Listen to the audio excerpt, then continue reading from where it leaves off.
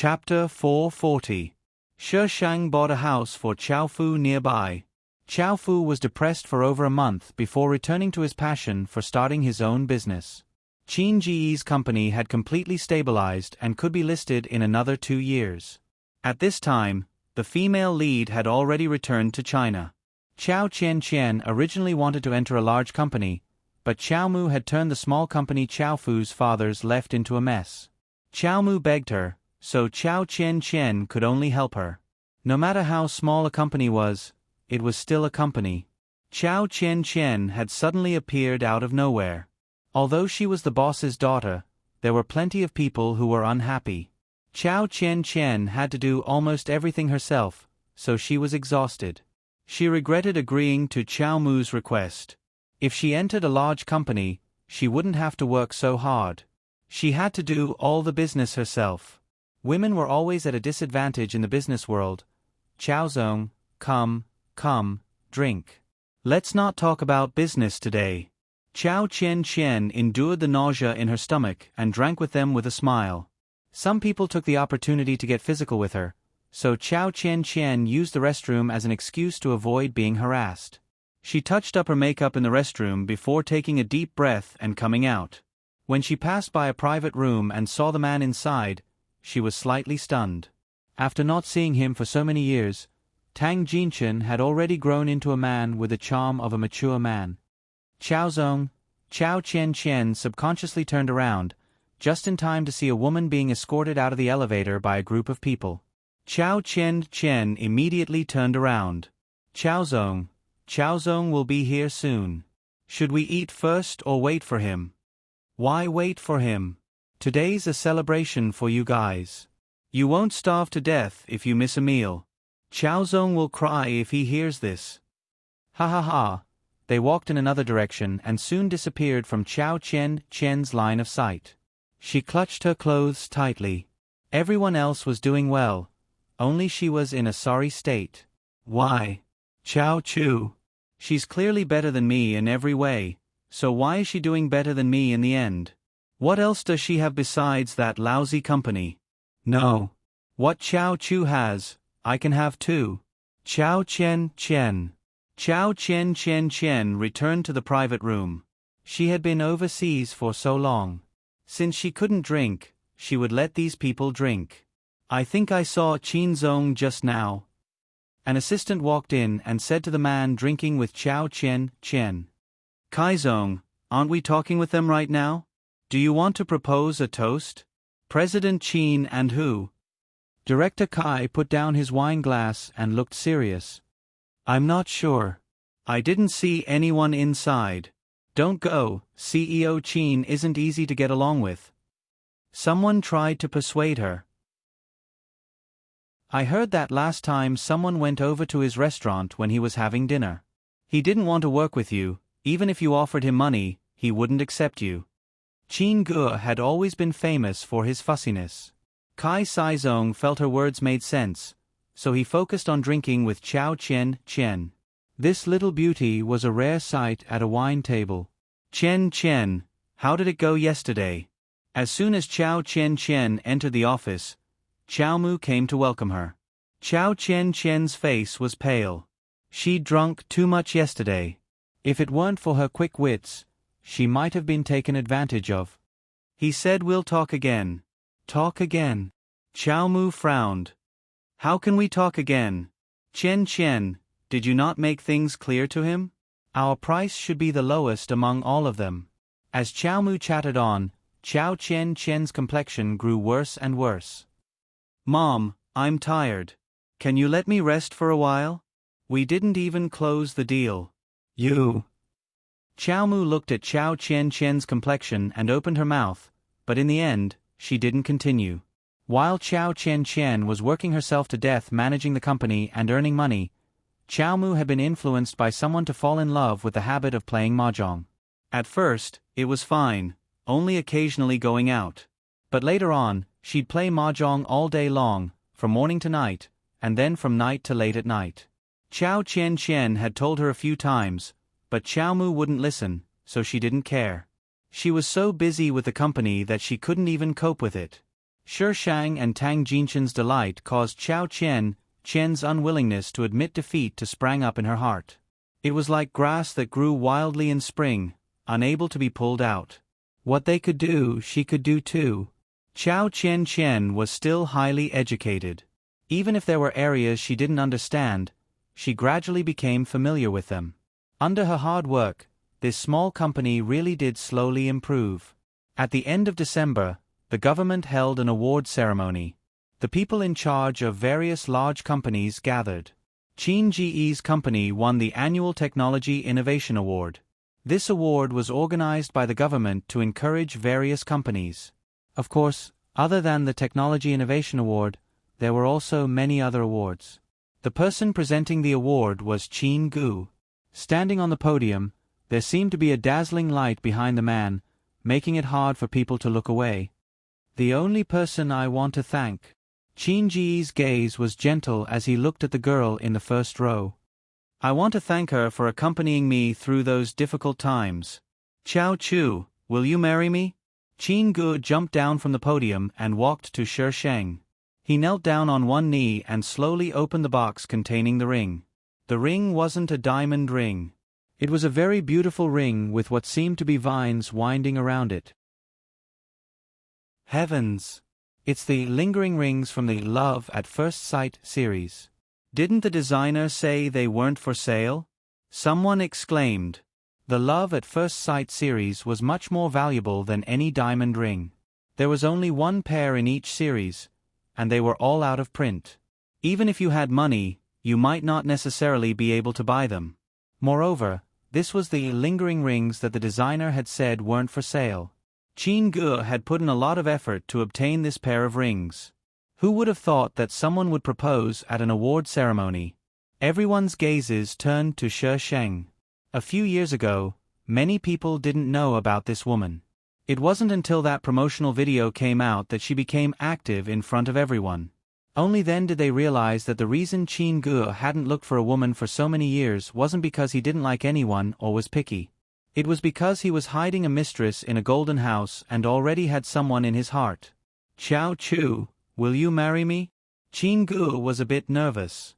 Anyone would be nervous at a time like this. The corners of Shi Shang's lips slowly curled up as he silently extended his hand. Qin Ji's eyes lit up.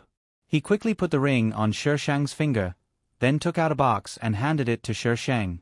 Shi Shang put the ring on Qin Ji's finger. Enthusiastic applause erupted from all around. There were blessings and jealousy, but in a situation like this, everyone had to maintain a facade.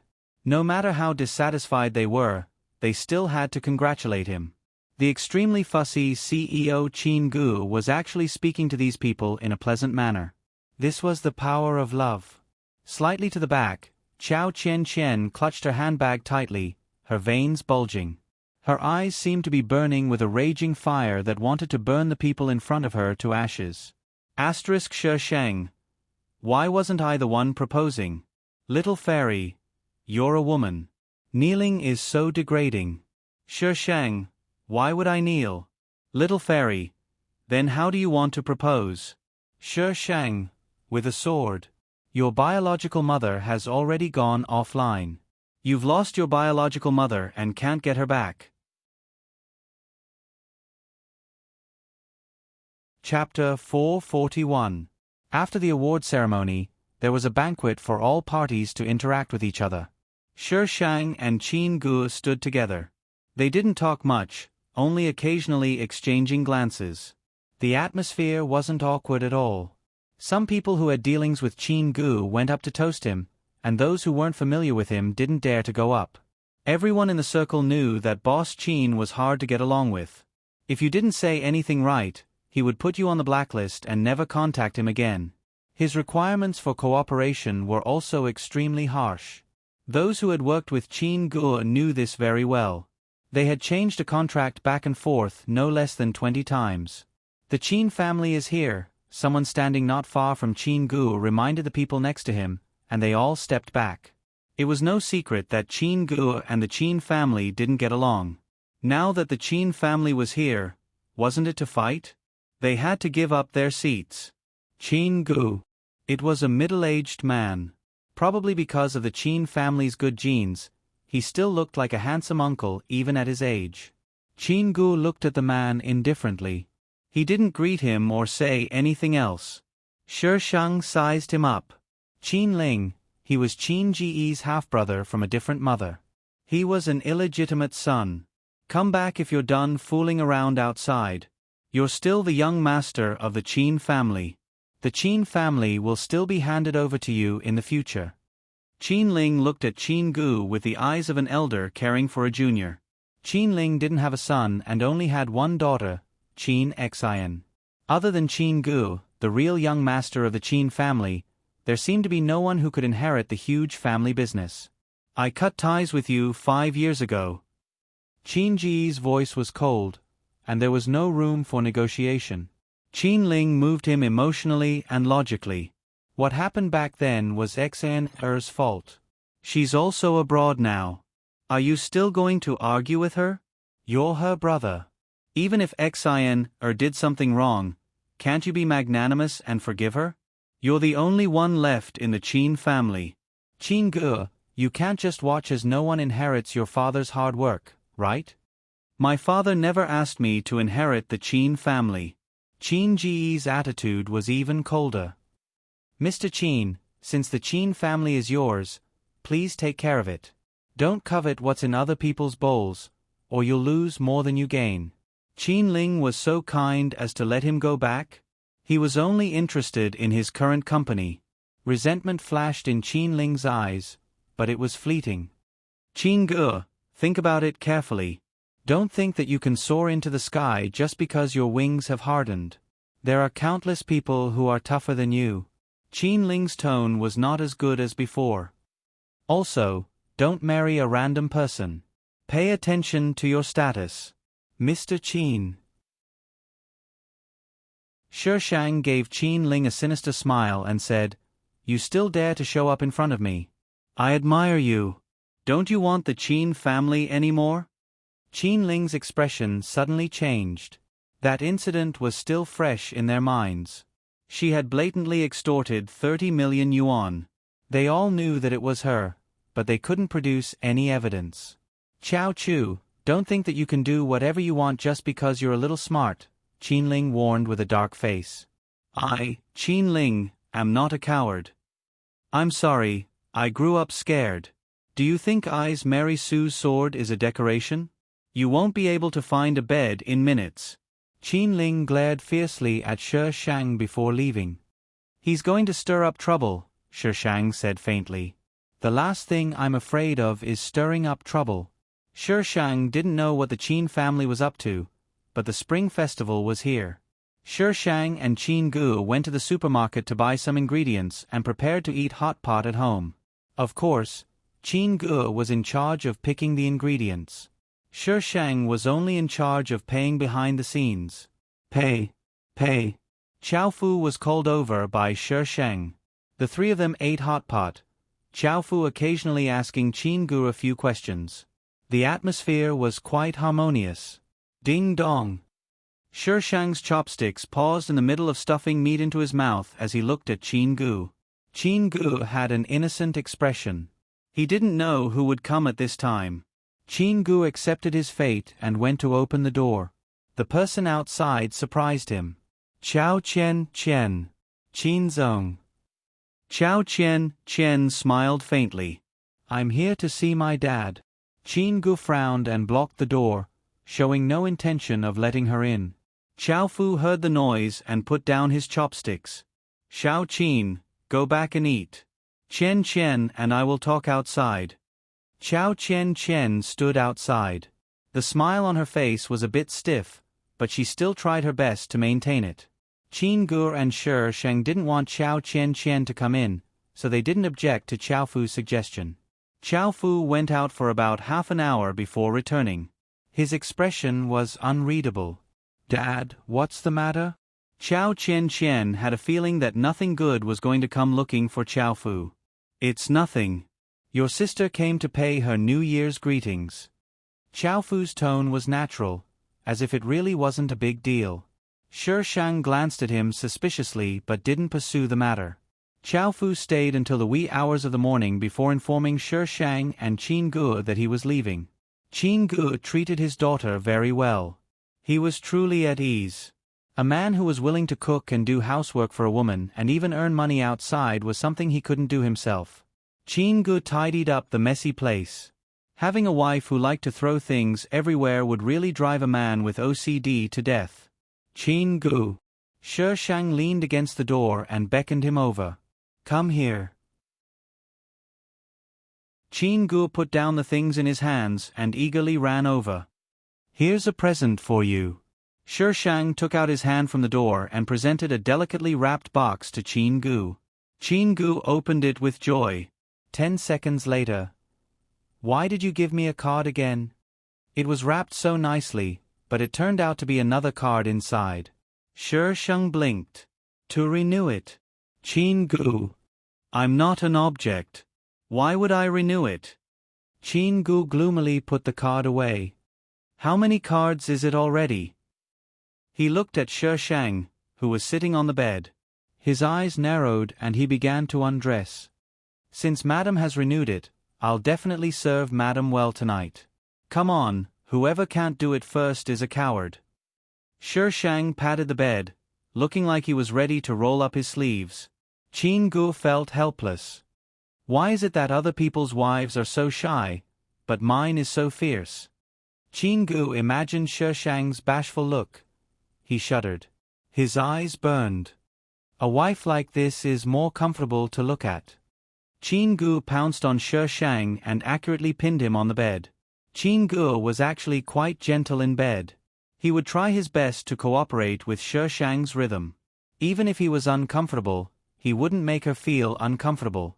Who didn't like to be treated gently? Fireworks bloomed in the sky. Mottled light spilled in through the window, filling the room with charm. Asterisk little fairy. It's so asterisk king dirty. I can't even bear to look at it. Cherub. There aren't any details. How is it dirty? You're lying through your teeth. Little fairy. Sob. How can you say that about me?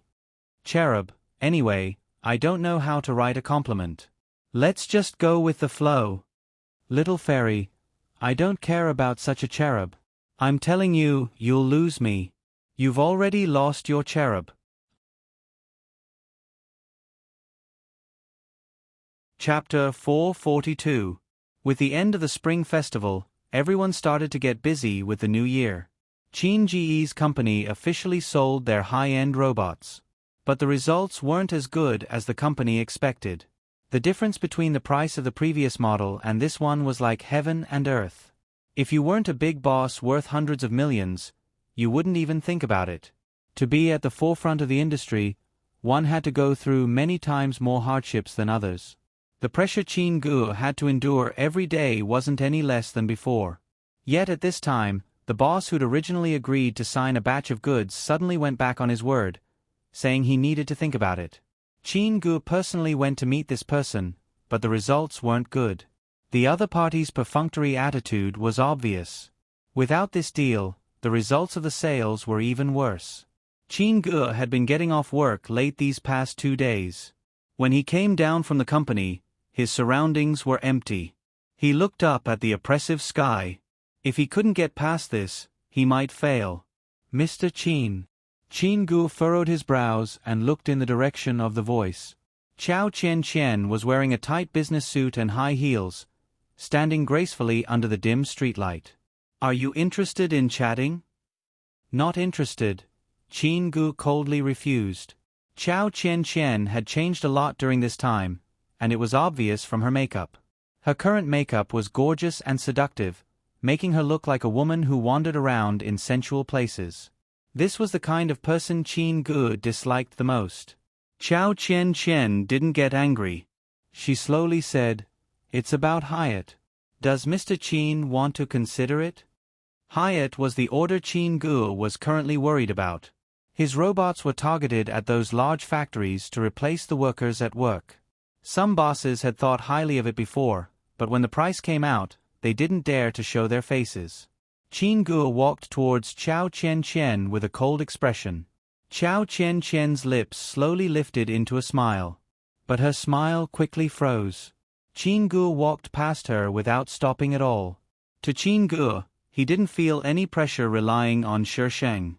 It was as if it was an innate instinct. But when it came to other women, he didn't even want to look. Mr. Qin, I can help you clinch this deal. Chao Chen Chen caught up to Qin Gu.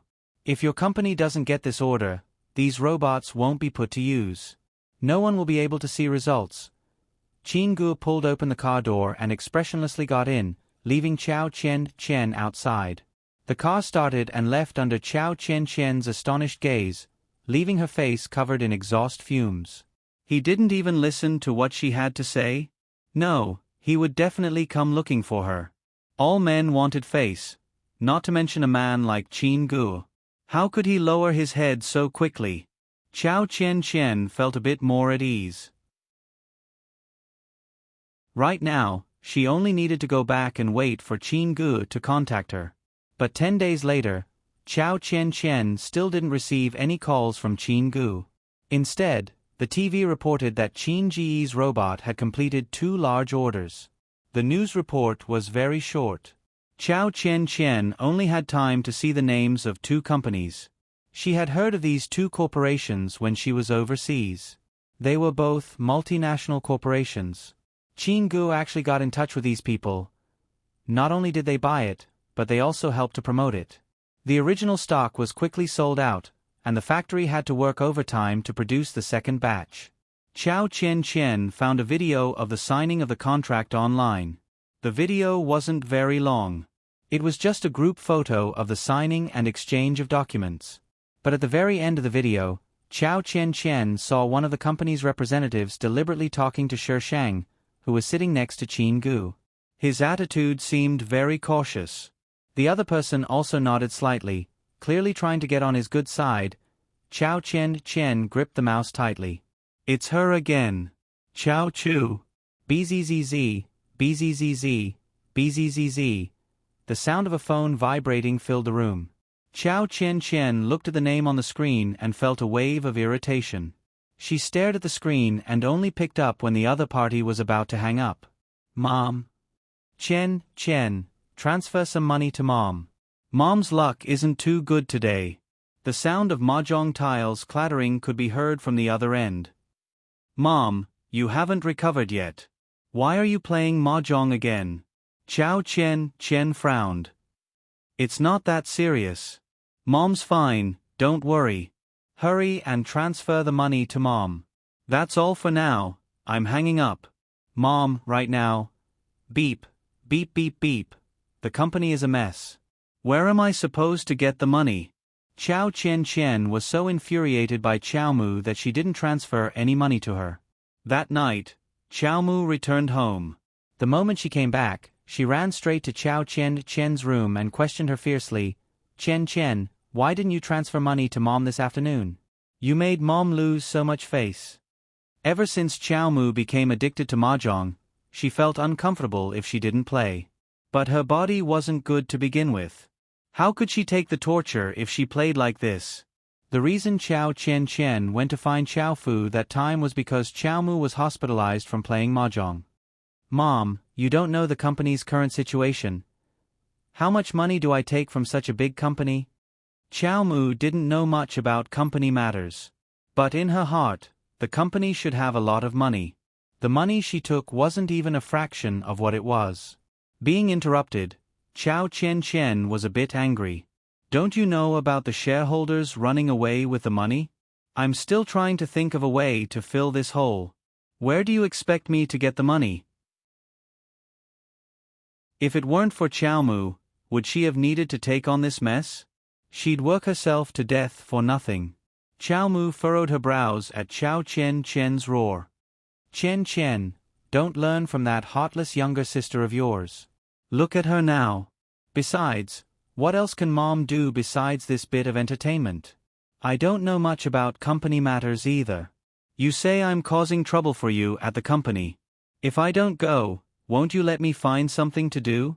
Hearing Chao Mu mention Chao Chu made Chao Chen even angrier. She's so rich now. Why don't you go ask her for it? Chao Chen Chen. Chao Mu's expression turned stern. You want to learn from Chao Chu and go against me? Don't think that intellectuals are all well-educated and reasonable. They're even scarier when they're unreasonable. Chao Mu's tantrum left Chao Chen Chen with no other choice. She had a pile of things to deal with. In the end, she could only give Chao Mu money and send her away. Chao Mu had just left the room when her phone rang again. Seeing the caller ID, Chao Chen Chen's expression turned even uglier. Miss Chao, didn't you say you'd definitely be able to get close to Qin Ge? The other party's tone wasn't good and even seemed to be questioning her. This time the other party didn't give Chao Chen Chen a chance to explain. No need to explain, Miss Chao. Our cooperation ends here. As for your company, I'll immediately withdraw my investment. Miss Chao, you're on your own now. The other party didn't immediately hang up. Instead, she said with a strange tone, Miss Chao isn't ruthless enough. You won't be able to accomplish great things like this. Beep beep beep. I'm not ruthless enough? Chao Chen Chen slowly tightened her grip on her phone. That's right, I'm not ruthless enough.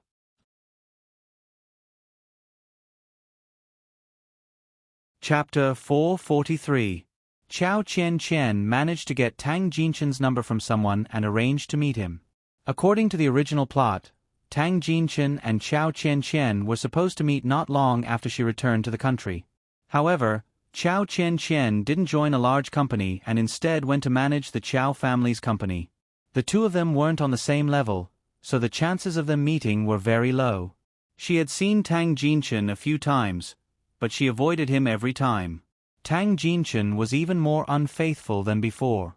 She heard that he had several women outside, and it was different every day. Even when he came to see Chao Chen Chen, he brought a woman with him. Tang Jinchen looked Chao Chen Chen up and down a few times before sitting across from her with his arms around her. His tone was mocking. Chao Chen Chen, I thought you wouldn't appear before me. Tang Jinchen. Was there a need to speak like this between them? President Tang, who is she? The woman lay in Tang Jinchen's arms and asked coquettishly.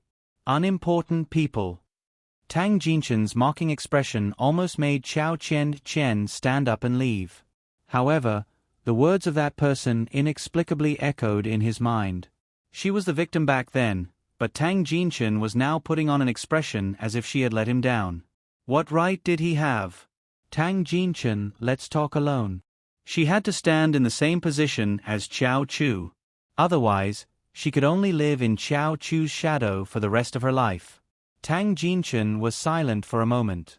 He reached out and pinched the woman's waist. Wait for me in the car. The woman was a bit reluctant, so Tang Jinchen French kissed her right in front of Chao Chen Chen. Only then did the woman take her car keys and leave. Chao Chen Chen still liked Tang Jinchen from the bottom of her heart. Seeing his unbridled actions, her face paled. Tell me, why are you looking for me? Tang Jinchen raised his chin as if he was giving a favor. If Chao Chen Chen hadn't experienced what had happened before, she would probably only feel a little sad right now. However, after what she had experienced before and seeing Tang Jinchen like this, she felt that she was being looked down upon by him. There were still some shaken thoughts in her heart and they became even crazier. Chao Chen Chen and Tang Jinchen were together. In a very strange way, Tang Jinchen gave her a chance to turn the tables on her company, and Chao Chen Chen became his mistress. I forgot to mention that Tang Jinchen is still married. The other party was a cowardly woman who didn't dare to control Tang Jinchen, so when Chao Chen Chen entered the room, she didn't dare to say a single word. What Chao Chen Chen wanted right now was to stand at the same height as Shi Sheng. However, was it so easy to be the daughter-in-law of a wealthy family? What's more, it wasn't even a legitimate reason. The Tang family didn't like Chao Chen Chen to begin with, yet she still brazenly moved into their home. It was fine when Tang Jinchen was around, but when he wasn't, Chao Chen Chen didn't have it easy. But she endured it. She told herself that she had to be ruthless. First, she had to be ruthless to herself. Only then could she get what she wanted. When a woman decided to be ruthless, even a man might not be able to beat her.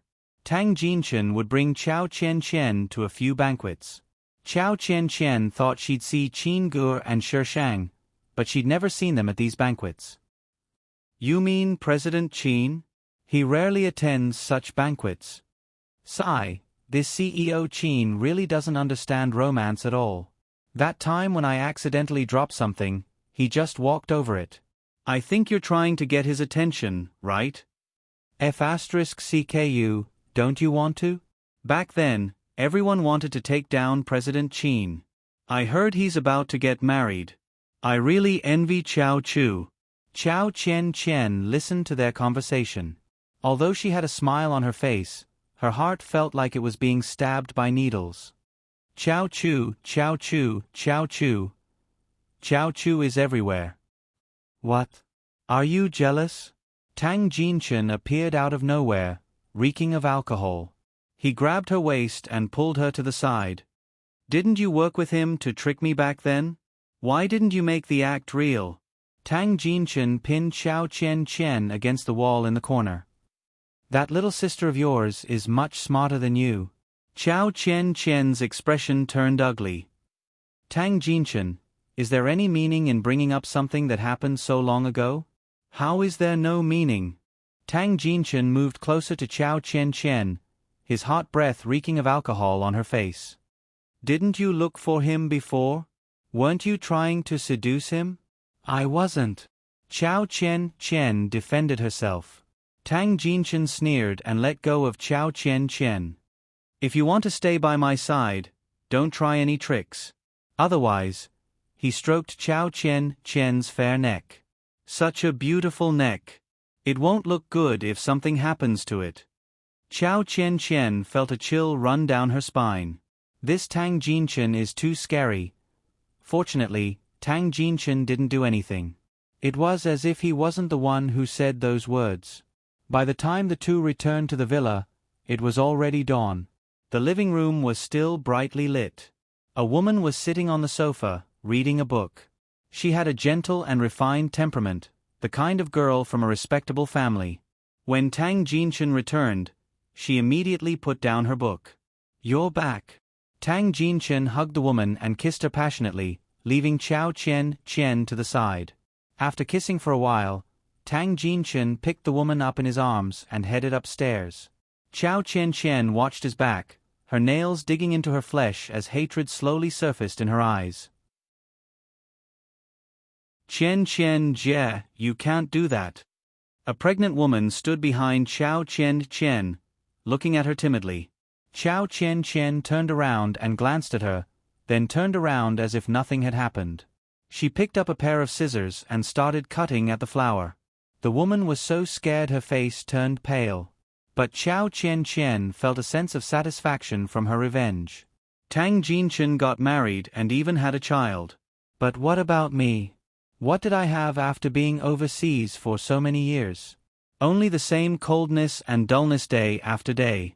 I kept my chastity for him, but what about him? He has a harem in each hand, and there's another one at home. All men are scumbags. That night, he even made this woman pregnant. Ever since she got pregnant, Tang Jinchen has been treating this woman better and better. Chao Chen Chen threw down the scissors and turned to leave. As she passed by the woman, she cast her a sidelong glance. The woman grabbed the railing beside her and shrank back, looking scared. Chao Chen Chen coldly snorted and walked past her. Not long after she left, the woman was sent to the hospital and gave birth to a premature baby. The woman's due date was a month later. She suddenly went into labor, which naturally aroused suspicion. The maid who brought the woman to the hospital said that when she found the woman, she was already lying on the balcony. The maid also said that Chao Chen Chen was the only one there. Chao Chen Chen clearly didn't expect this woman to be so afraid of her for so long that she would make such a move in the end. Tang Jinchen hugged the woman as he gloomily looked at Chao Chen Chen, who was standing in the middle of the room.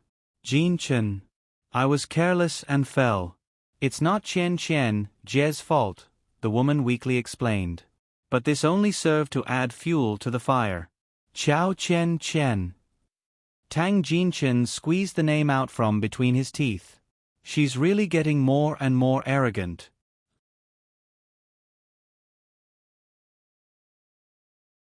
Chapter 444.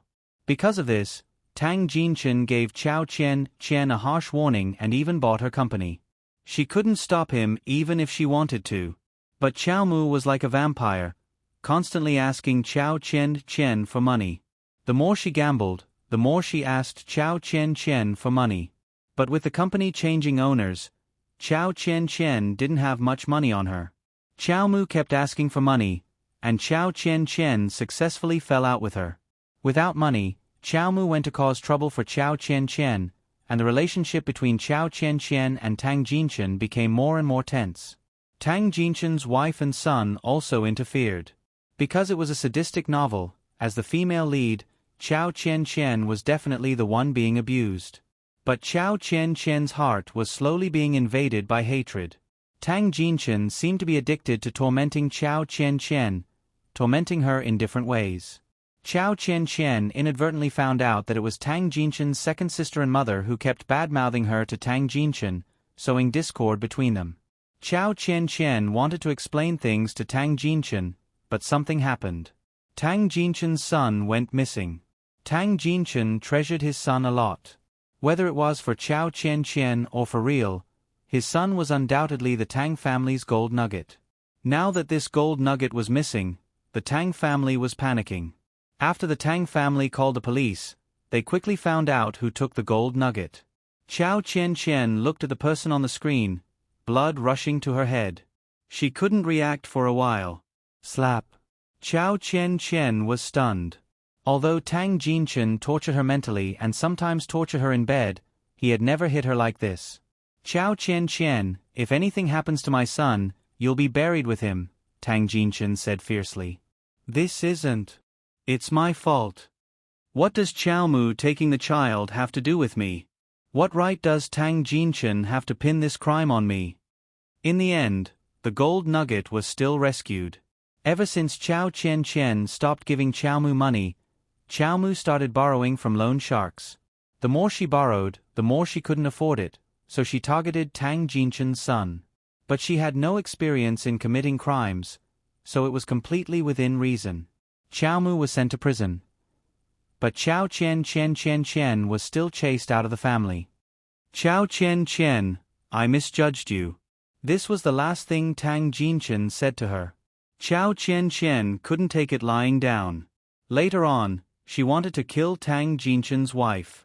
While the two were pushing and shoving, Chao Chen Chen was pushed under a car. Although she didn't die, her leg was amputated. Tang Jinchen had probably completely given up on Chao Chen Chen and was suing her for intentional injury.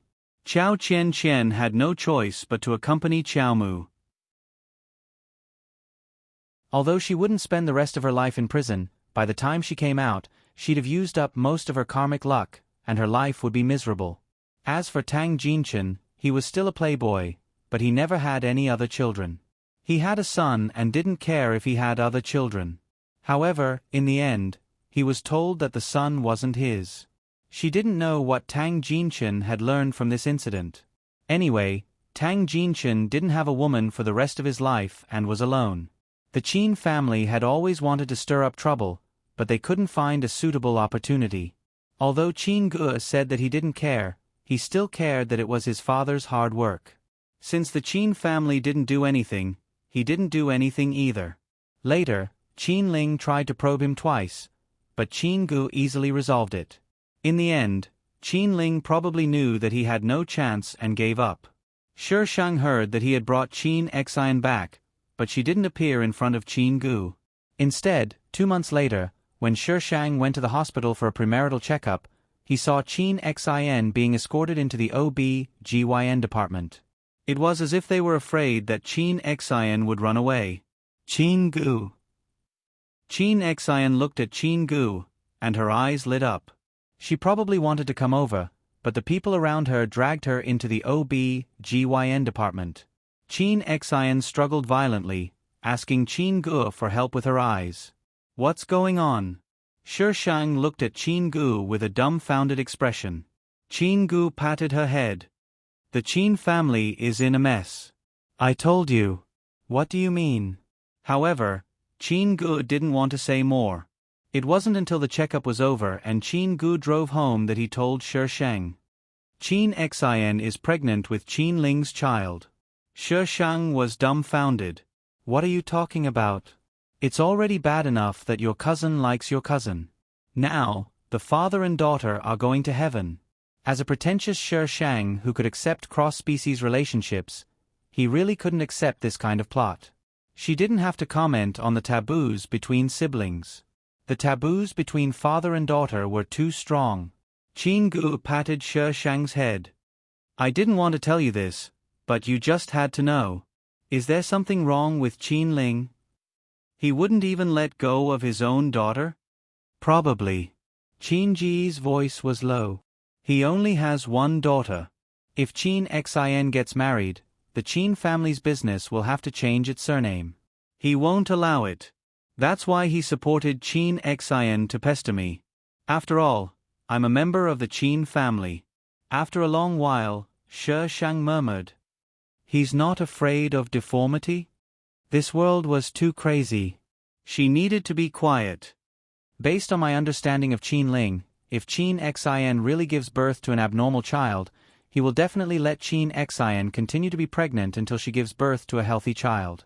Shi Shang, Qin Ling was awesome. This matter wasn't within Shi Shang's consideration, so he quickly brushed it aside. Shi Shang and Qin Gu didn't hold a wedding. After all, pretentious Qin Gu had experienced all kinds of weddings. Qin Gu didn't like crowds either. He had wanted to hold a wedding because he wanted to give Shi Shang a wedding. But Shi Shang didn't want it, so he naturally listened to his wife.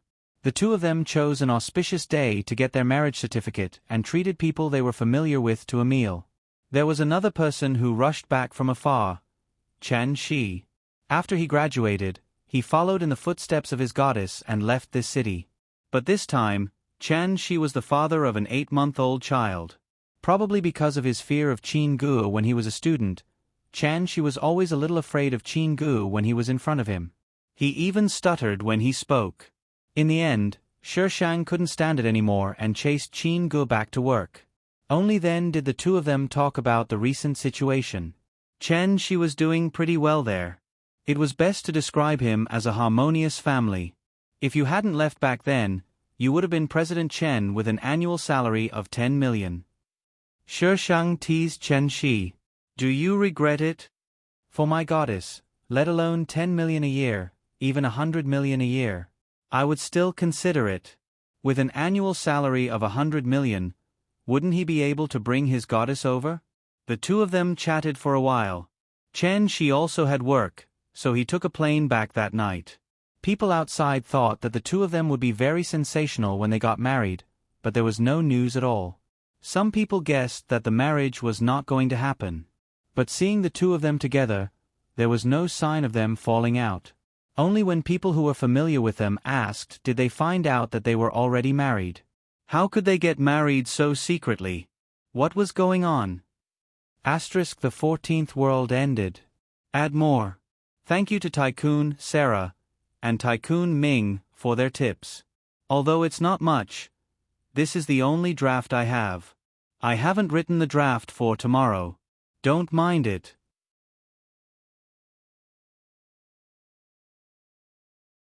Chapter 445. Shi Shang and Qin Ji's later years were rather boring. Qin Gu actually went back to being a professor and insisted that Shi Shang sit in the classroom and listen to his lectures. He said he didn't teach her when he was younger, so he had to make up for it now. Shi Shang was already so old, yet he still had to sit in the classroom with a bunch of radishes.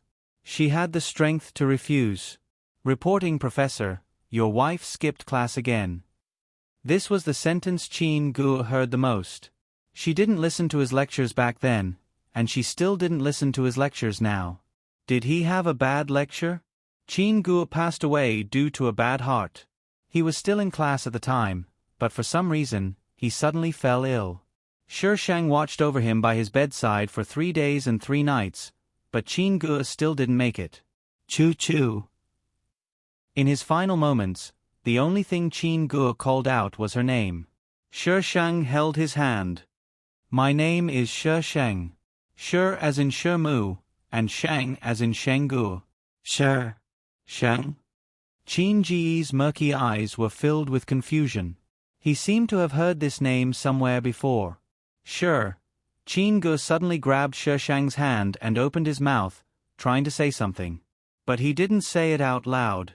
Shi Shang quietly watched as Qin Ge closed his eyes and took a deep breath. See you in the next world. Shi Shang returned to the system space and drew his sword as usual. The iron sword had already returned to its original appearance, and it no longer had the messy light from before. But it looked even sharper than before. Other people's swords would become less sharp when they leveled up, but this one was even sharper and more intimidating. Before Shi Shang could reach him, the system had already displayed the information he needed. Name, Shi Shang morality points, 159000 health points, 40 contribution points, 34,000 mission rank, B mission points, 92 hidden mission, completed hidden mission reward, 2,000 contribution points item list, Queen's Crown, Ghost King's Heart, Dark Knight. One didn't even need to look to know his morality points. Poser Shang didn't care. Tell I what the hell is this Dark Knight thing? What does it do? Enter. Slap. The system's voice stopped abruptly. Shi Shang supported the screen with one hand while his other hand quickly typed on the screen. The dense numbers in front of him were dazzling. Warning. Warning. The system has been hacked. Activating defense mode. The cold electronic voice echoed in the air. The woman standing in front of the screen expressionlessly continued what she was doing. About 3 minutes later, Shi Shang kicked the screen. F*CK. The person behind you is awesome. It was actually set to automatically destroy the data. Host, please don't do such dangerous things again. The system warned. Shi Shang's eyes swiveled as she stared at the screen for a few seconds with ill intentions. The system's chrysanthemum tightened. The host was going to cause trouble again. However, its host didn't do anything. It was as if it was just an illusion. Are you sure you want to enter the next dimension? Initializing teleportation. Sending this scourge away was the most important thing. Just as Shi Shang's figure disappeared, a blurry figure appeared on the screen. Master? Activate self-check mode. The system was dumbfounded. Why did it have to self-check? Although it didn't understand, the system still activated self-check mode and checked every part of the system. Master, there's no problem. She must have done something. The system's master's tone was firm. I'll check again. Deal with Feng Ci first. It had already erased him once, but he seemed to have remembered this dimension at the end. However, why did the master have to erase Feng Ci's memories? Since the master wanted the host to fall in love with Feng Ci, wouldn't it be better to let Feng Ci have his memories? Feng Ci is very dangerous. The screen flickered a few times, and the blurry figure disappeared. Everyone is dangerous, but I'm an idiot. This was a transmigration harem plot. The female lead transmigrated into the body of Lu Ruo, who was framed and banished to the cold palace. The female lead was quite awesome and came with a harem system. The system settings were like this. The female lead had to have sex with the male lead, and the system obtained the Emperor's aura from the male lead. When the system reached the maximum level, it could bring the female lead back to the modern world. Therefore, in order to go back, the female lead began to fight for favor. Who was the male lead? The male lead was, of course, the Emperor. With the system in hand, the female lead was invincible. None of the harem's concubines could defeat the female lead. The ending was naturally that the male lead dismissed the harem for the sake of the female lead. From then on, the female lead was moved and decided not to go back, living happily with the male lead. As for the original host, Zhuang Qiong, Shi Shang was very suspicious of the author's intention in naming her. Pretending to be poor. That's enough. The original host's status was not low. As an imperial concubine, before the female lead was no longer favored, she was the male lead's favorite. However, the strange thing was that the male lead had never touched the original host. You're saying that the male lead kept his chastity for the female lead? What a joke, the male lead already had a child. However, he just didn't touch the original host. Instead, he pampered her, pampered her, pampered her, pampered her. The male lead even found a very nice excuse, saying that she was too young and couldn't bear to hurt her. The original host was sent to the palace by her family for only one purpose: to give birth to a child, give birth to a child, give birth to a child, and control the emperor. Yes, the Zhuang family wanted to rebel. An official who didn't want to rebel wasn't a good official. Obviously, the male lead knew everything. If the male lead didn't touch her, how could the original host reproduce asexually? When the original host was still thinking about how to seduce the male lead and give birth to a child, the female lead appeared. As soon as the female lead appeared, the original host, who had the title of imperial concubine, could only slap the female lead's face and be stepped on. Although the original host almost killed the female lead several times, the word almost was important. The female lead was always able to avert danger. The law of immortality for protagonists. That's how awesome it was. The male lead used the female lead's hand to uproot the original host and the Zhuang family. In the end, the original host was given a cup of poisoned wine and the entire Zhuang family was executed. Before she died, the female lead fed her a pile of poisonous chicken soup. From the female lead's point of view, she was a pitiful woman in the palace. But from the original host's point of view, the female lead was here to show off. How could the original host be willing to accept this? The original host had two wishes. The first was to take revenge. The second was to leave the palace. The original host probably loved the male lead, but she had been instilled with the idea that family benefits were more important than love. So, between love and family, the original host chose to stand on the side of her family. The original host probably understood that the male lead wouldn't like her because of her status. This kind of person could see the situation clearly and knew what was good for them. There were often one or two concubines like this in the harem. These people lived longer. If the female lead hadn't given the female lead is online, the supporting characters will have their IQ reduced by 60% buff. The original host and the Zhuang family wouldn't have died so miserably. This buff was simply invincible. Even if the female lead was retarded, the supporting characters could only be more retarded than her. Of course, IQ was useless in front of the Shi Sheng. She always used violence to solve problems. What was so good about playing with IQ? Violence was the way to go. It was like you had spent several months creating a chain formation, but she threw a bomb inside. Completely annihilated. The premise was that this method was only suitable for people who could crush the original host.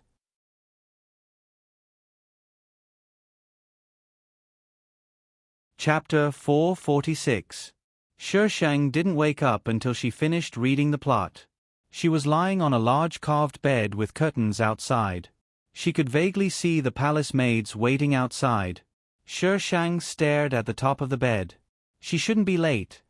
The female lead had transmigrated and stayed in the cold palace for a while. She should be preparing to attract the male lead's attention now. This wasn't a clean novel. The male lead had slept with many women, and the female lead had also been slept with before. For some readers who wanted to read a clean novel, this kind of novel was definitely poison. Your Highness, are you awake? A figure walked in front of the curtains, bowed her head, and asked respectfully. Yes. Shi Sheng responded. Xu Fei sent someone to invite you to Snowfall Garden to admire the plum blossoms. Your Highness, what do you think? Xu Fei. Admire the plum blossoms? Shi Sheng quickly went through the plot and soon had an answer. Xu Fei had always been against the original host. She didn't have good intentions when she invited the original host to admire the plum blossoms. However, she didn't end up well. Instead, she made a wedding dress for the female lead and made the male lead notice the female lead. I'll go. Why wouldn't I go? How could she miss out on a scene between the male and female lead? She had been a professional spectator for 100 years. Probably because the main battlefield in this world was the Imperial Palace, the author emphasized on the Imperial Palace. Therefore, the Imperial Palace in this world looked very luxurious. It was comparable to the special effects on TV. Shi Shang went out and found that it was snowing. It must be snowing when admiring the plum blossoms. Shi Shang adjusted the red fox fur coat she was wearing before she was helped into the carriage. Snowfall Garden was filled with red plum blossoms. At this time, the snow was white and the red plum blossoms were blooming. The fragrance of their bones wafted into her nose, bringing with it a refreshing chill. Every emperor would have a deceased empress, and this emperor's feelings towards the deceased empress must not be ordinary. The red plum blossoms in Snowfall Garden were planted by the late empress. The imperial concubine has arrived. Following this slightly shrill cry, the colorful concubines in the pavilion in the distance rushed out. Their legs were slightly bent, their hands were placed on their waists, and their heads were lowered as they waited for Shi Shang to come over. The original owner was an arrogant and despotic master in the palace. Although she didn't kill anyone, she had learned the necessary means of torturing these harem women. So these concubines were more afraid of the host. Shi Shang alighted from the carriage and walked towards them. May the imperial concubine have good fortune and peace. You may rise. Shi Shang passed between them and entered the pavilion. Most of these people were just background characters, so there was no need to pay attention to them. Imperial concubine Shu's appearance leaned towards the flirtatious side. At first glance, she gave off a huge visual impact. In this harem, other than the original owner, Imperial concubine Shu was the most favored. Elder sister, your complexion doesn't look too good today. Did you catch a cold? Shu Fei smiled and moved forward to speak. It is quite cold. Consort Shu, you don't mind giving your fox fur coat to Ben Gong to keep out the cold, right? Shi Shang raised her head to look at Consort Shu. Her eyes were calm, but there was a hint of coldness in them. There was a saying that a woman should not make things difficult for another woman. However, if a woman did not make things difficult for another woman, could it be that she would fight with a man? Other than waiting for the emperor all day, the women in the harem could only fight with the concubines for a bit of fun. Consort Shu's smile froze for a second before she smiled and said, "This is something little sister has used before, how could I give it to elder sister? Little sister will have someone bring a new one over. This consort doesn't mind." Consort Shu grabbed the edge of the fox fur coat and her eyes were filled with curiosity. What was wrong with this cheap woman today? After hesitating for a few seconds, Consort Shu still took off the fox fur coat. Without anything to keep out the cold, Consort Shu immediately shivered from the cold. There were people on the side who tried to curry favor with Consort Shu, taking off their own coats to give to Consort Shu. Consort Shu tactfully refused.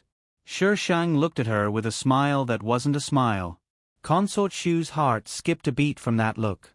Did she see something? Elder sister, His Majesty has been staying in this concubine's palace for the past few days. Elder sister, you mustn't be angry. His Majesty is really something. This concubine already said that there was nothing wrong with my body, but His Majesty insisted on staying. Consort Shu suppressed the anxiety in her heart and began to flaunt the fact that the emperor was staying in her palace. Because the original owner and the male lead had a conflict, the male lead had been staying in Consort Shu's palace. Every time they met, Consort Shu would annoy the original owner. Consort Shu spoke for a long time, but Shi Shang didn't respond. She slightly frowned. Did she really know that His Majesty would come here today? Elder sister, are you feeling unwell? Consort Shu asked tentatively. You were hoping that this consort would feel unwell? Shi Shang slightly raised his brows. Consort Shu's face was filled with fear. Elder sister is wronged. This concubine is only worried about elder sister. I think you are. Stand outside for this consort. Shi Shang's voice suddenly rose. Didn't you want to win the male lead's sympathy? This treasure helped you, so you don't need to thank this treasure. Elder sister. You won't even listen to this consort's words? Consort Shu, do you want to go against your superior? Consort Shu lowered her head in fear and her eyes flashed with hatred. She gritted her teeth and said, "This concubine doesn't dare." "Then why aren't you going out? Are you waiting for this consort to give you 20 beatings before you're willing to go out? But this concubine didn't do anything wrong. If elder sister wants to punish this concubine, you need to have a reason.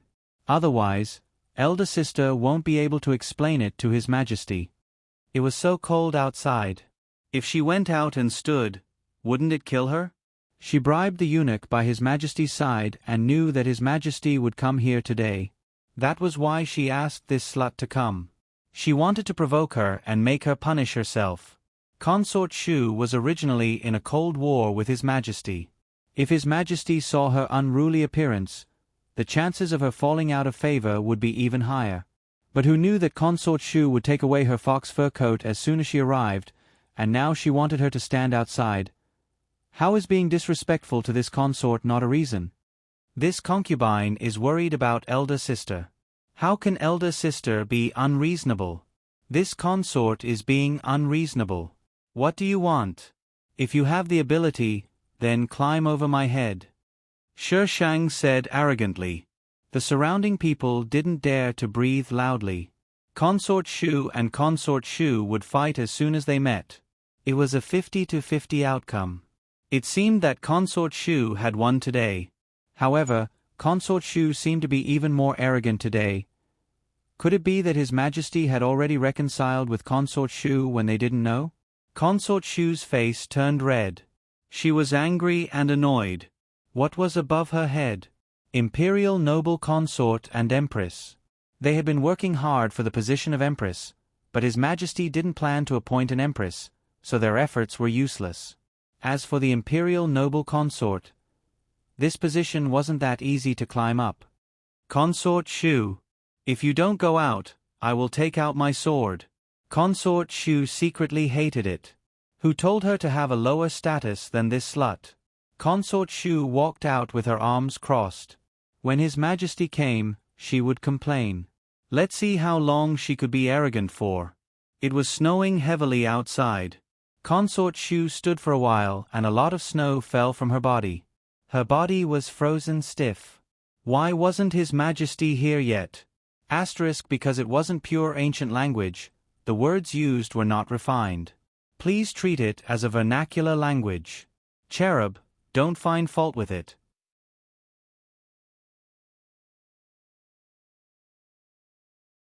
Chapter 447.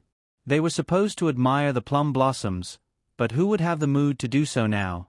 Other than Shi Shang sitting alone, the others stood on both sides of the pavilion and formed groups, afraid that the fire would spread to them. Nyang nyang. Tao Qin, the head palace maid beside Shi Shang, said worriedly, "Shu Nyang Nyang Nyang Nyang can't hold on if she continues to stand like this. If something happens, I'm afraid it will be difficult to explain to His Majesty." Shu Nyang's face was already purple from the cold, and her body was shivering in the cold wind. Shi Shang supported his chin. The male and female lead should be arriving soon. Sure enough, just as Shi Shang thought this, a woman wearing a palace maid's uniform appeared in the plum blossom forest. Lu Ruo sneaked out of the cold palace to find a chance to see the emperor. She smelled the fragrance of plum blossoms near Snowfall Garden and followed the scent here. The female lead's preferences must be the same as the male lead's deceased empress. This would make it easier for the male lead to notice her and associate her with his deceased empress. Then, the male lead and female lead would be connected. Therefore, the female lead of this novel liked plum blossoms. Seeing such a large plum blossom forest, the female lead was very happy and almost forgot the world she was in. She rushed in recklessly and bumped into Shu Nyang, who was being punished to stand. Lu Ruo's transmigrated body was a beautiful woman. Although she had only seen the emperor once and had never served him in bed, she knew most of the concubines. Lu Ruo was afraid that Shu Nyang would recognize her and immediately lowered her head. But she felt strange. Why was Shu Nyang standing here wearing so little? There were many plum blossoms around the pavilion, almost blocking the entire pavilion. Lu Ruo was standing with her back to the pavilion, so she naturally didn't see anyone there.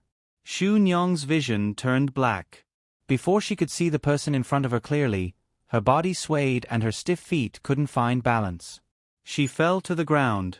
Lu Ruo subconsciously supported Xu Nyang.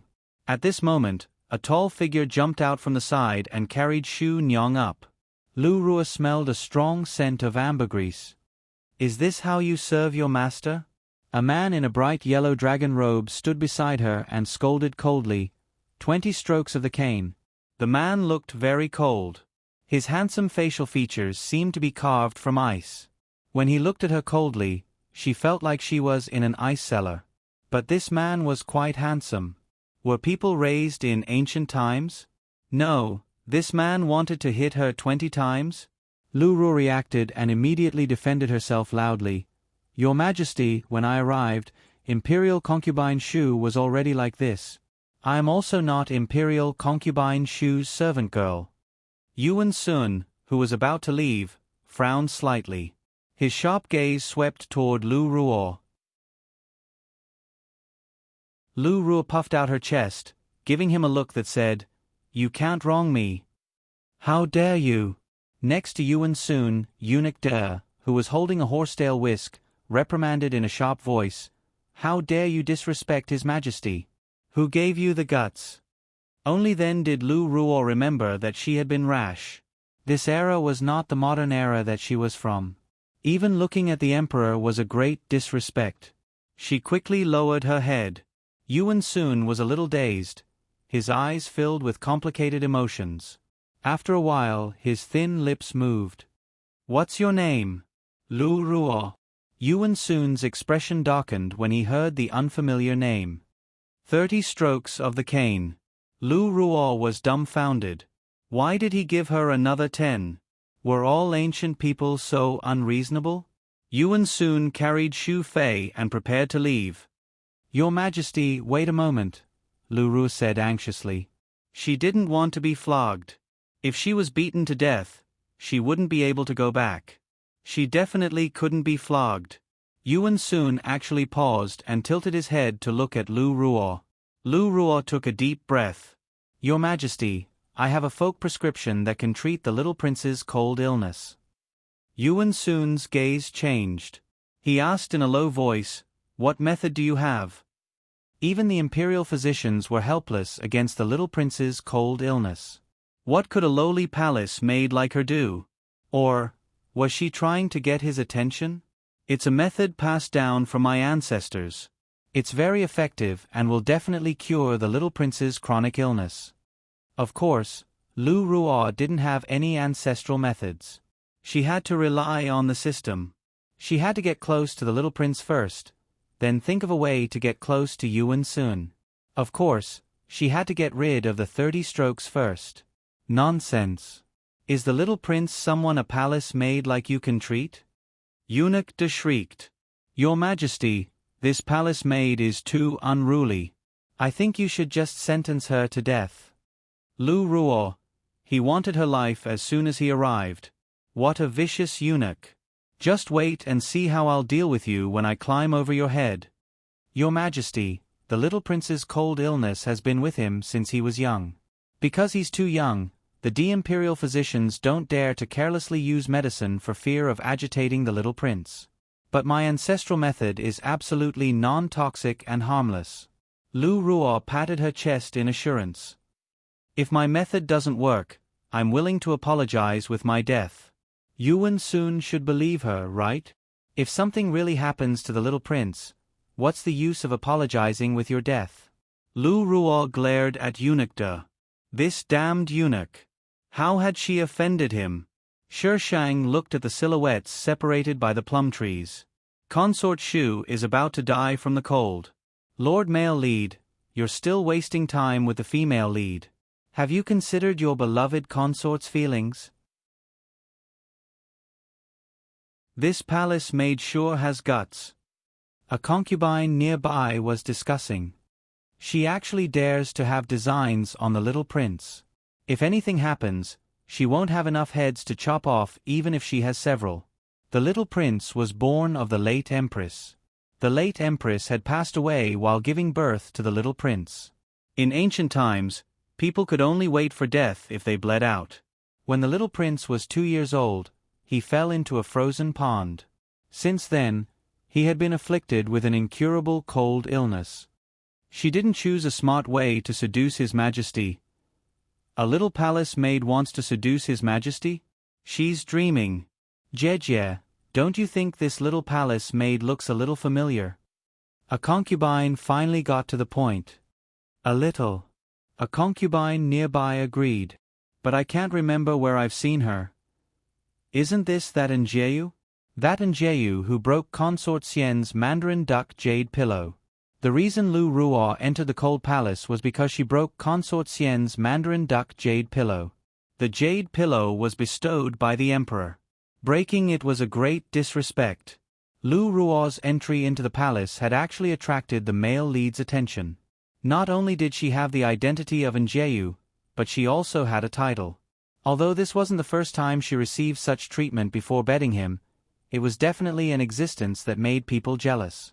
The group of women in the harem were afraid that Lu Ruo would be pampered in front of the male lead. Fortunately, something happened later. The male lead didn't have time to pamper women and forgot about Lu Ruo. Thus, Njeyu, who had received a title but never bedded him, became a thorn in the side of some people. They had to get rid of her to feel at ease. Isn't she in the cold palace? Why is she here? She left the cold palace without permission and dared to run in front of His Majesty.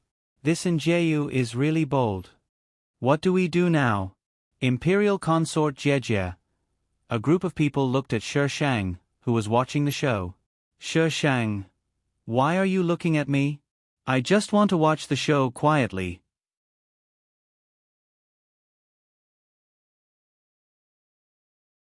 Chapter 448. Under the gazes of the girls, Shi Shang didn't budge. The girls were confused. That Njeyu seduced His Majesty, but Imperial Consort Wang didn't do anything? Lu Ruo and Yuan Sun had also finished their discussion. In the end, Lu Ruo was still hit 30 times. But Yuan Sun clearly remembered Lu Ruo. Imperial Consort Wang, His Majesty invites you over. A eunuch beside De Gonggong jogged over. Shi Shang gathered her fox fur coat and stood up. It was her turn. As she walked out of the pavilion, she bumped into the female lead, who was being carried out to be hit. The female lead looked at the pavilion where Shi Shang had come out, then at Yuan Sun's army, who had already left. So she was being blamed for someone else again? Imperial Consort Shu and Imperial Consort Wang didn't get along. Imperial Consort Wang was clearly making things difficult for Imperial Consort Shu, but she was the unlucky one? Just like her body before. Imperial Consort Xian was clearly the one who broke it, but brazenly pushed the blame onto her. How could these women in the palace be so ruthless? Lu Ruo glared at Shi Shang angrily. Shi Shang's lips curled into a faint smile. The bright red fox fur coat enveloped her entire body, making her look even more petite and beautiful. Behind her, the white snow and red plum blossoms shone brightly. A poem unconsciously appeared in Lu Ruo's mind. Looking back with a smile, the beauties of the 6 palaces pale in comparison. While she was in a daze, Shi Shang had already walked past her, bringing with him a refreshing fragrance. Yuan Sun sat in the dragon carriage with Imperial Consort Shu in his arms. When Shi Shang brought people over, he immediately ordered them to carry the dragon carriage away. Shi Shang. What was the meaning of this? He wanted I to walk back with him? Don't think you're so awesome just because you're the emperor. Shi Shang ordered people to prepare the carriage. The eunuch was in a difficult position. His Majesty wanted Imperial Consort Wang to walk back. Tao Qin, you go, Shi Shang ordered the head palace maid beside him. Tao Qin looked at the dragon carriage, which was already some distance away, and frowned. She bowed slightly. Yes. Yuan Sun's expression was extremely ugly. Does she still have me in her eyes? Yuan Sun gritted his teeth. It was unknown if he was asking Eunuch De, who was standing beside him, or if he was talking to himself. De Gonggong hesitated. Should he accept or not? Would His Majesty punish him if he made a mistake? However, Yuan Sun didn't say anything else. He returned to mental nurturing palace gloomily. Yun Gui Fei, reflect here, Yuan Sun said coldly, then carried Consort Shu into Yongxin Palace. Shi Shang. Reflect on what? Torment Imperial Concubine Shu? Nyang Nyang. Just bear with it for a bit. Tao Qin advised in a small voice. Is he punishing me? Shi Shang turned to look at Tao Qin. Tao Qin nodded slightly, her tone worried. Your Highness, your relationship with His Majesty has been a bit tense recently. It's best if you don't disobey His Majesty. Otherwise, the one who will suffer will be you. Shi Shang grumbled for a long time, secretly thinking about which posture he should use to rush in and hack Yuan Sun to death. However, Yuan Sun was the male lead and belonged to the Unkillable series. Shi Shang was depressed. Why didn't the system give me a cheat? I want the kind of cheat that can directly hack the male and female leads to death. When will my newbie gift bag be given out? Host actually still remembers the newbie gift bag. How scary. Hashtag my host's obsession with the newbie gift bag hashtag. In a corner not far from Yongxin Palace, a man dressed in a white brocade robe was looking at the red figure pacing back and forth outside Yongxin Palace. Who is she? The man tilted his head slightly and asked the youth dressed as a page behind him. The youth sized her up for a moment, then respectfully replied, the Zhuang family's legitimate daughter, Yun Gui Fei. Yun was Zhuang Qiong's title. She's that favored noble consort? Master, is there a problem? The youth curiously looked at the red figure. Why was his master suddenly interested in this Yun Gui Fei? Let's go. The man turned to leave. The youth scratched his head in confusion. Weren't they going to see His Majesty? Why weren't they going? Shi Shang waited outside Yongxin Palace for at least 2 hours. Her patience was exhausted and she prepared to leave. Whoever wants to serve His Majesty can serve him. I'm not going to serve him anymore. Looking for trouble? I'm not afraid of him. I have a sword. Just as Shi Shang was about to leave, Eunuch De came out and summoned Shi Shang for an audience. Yongxin Palace was very large. Young and beautiful palace maids stood in rows, their fragrance wafting in the air. Shi Shang entered the bedchamber. Yuan Sun had already changed into casual clothes and was sitting on the edge of the dragon bed. Consort Shu was lying on the bed with a pale face. It looked like she hadn't woken up yet. Why are you making things difficult for Consort Shu? Yuan Sun asked with a dark expression. She wants to harm me. Why can't I make things difficult for her? Strike first and gain the upper hand, understand? Consort Shu wants to harm you? Yuan Sun frowned. Why would she want to harm you? What evidence do you have? Shi Shang pursed her lips. Why else? For you, of course. I don't have any evidence. Anyway, I said she wants to harm me, so she wants to harm me. Shi Shang said such shameless words as if it was only natural. Yun Gui Fei. Yuan Sun warned with a dark expression. Don't think that just because we dote on you, you can be unreasonable and overestimate yourself. Shi Shang looked curious. I don't know about the immensity of heaven and earth, but do you? Yun Gui Fei. Yuan Sun was furious. Don't you have any manners? They actually dared to talk back to him and even dared to talk back to him. It had only been a few days since they last met, but this woman's arrogance had increased. She didn't even care about him. In the past, she would at least restrain herself a little in front of him. Now, she didn't hold back at all. Could it be that the Zhuang family was making a move? At that thought, Yuan Sun couldn't help but think even further. In the end, he didn't even know what to think. You're grounded for a month. Copy the Buddhist scriptures 500 times. You're not allowed to come out until you've finished. Now wasn't the time to fall out with the Zhuang family. Yuan Sun suppressed his anger and gave Shi Shang the punishment before sending him out. Grounded for a month. Copy the Buddhist scriptures 500 times. Who the hell wants to copy? Shi Shang turned around and forgot about the matter. However, she didn't leave the palace. It was too cold outside. But the news of her falling out with the emperor still reached the Zhuang family. Father Zhuang sent someone to tell her not to be stubborn and that she had to have a child next year. The Zhuang family mostly treated Zhuang Qiong as a tool. Zhuang Qiong had been instilled with the idea that the family's interests were greater than anything else. So she could only do as Father Zhuang said. But there wasn't much to say. The Zhuang family provided Zhuang Qiong with a good environment, sent her into the palace, and pushed her to sit on the throne of Gue Fei. All she needed to do was give birth to a child. But now she wasn't Zhuang Qiong. She had to give birth to a child with a male lead. It was scary just thinking about it. Shi Shang ignored Zhuang Fu, who continued to send people to deliver letters to her. In the end, Shi Shang was so annoyed that he replaced them all. Her actions not only angered Father Zhuang, but also puzzled Yuan Sun. Yuan Sun thought that the Zhuang family was going to make a move, but he found that they didn't. They were very obedient. But what did Zhuang Qiong mean?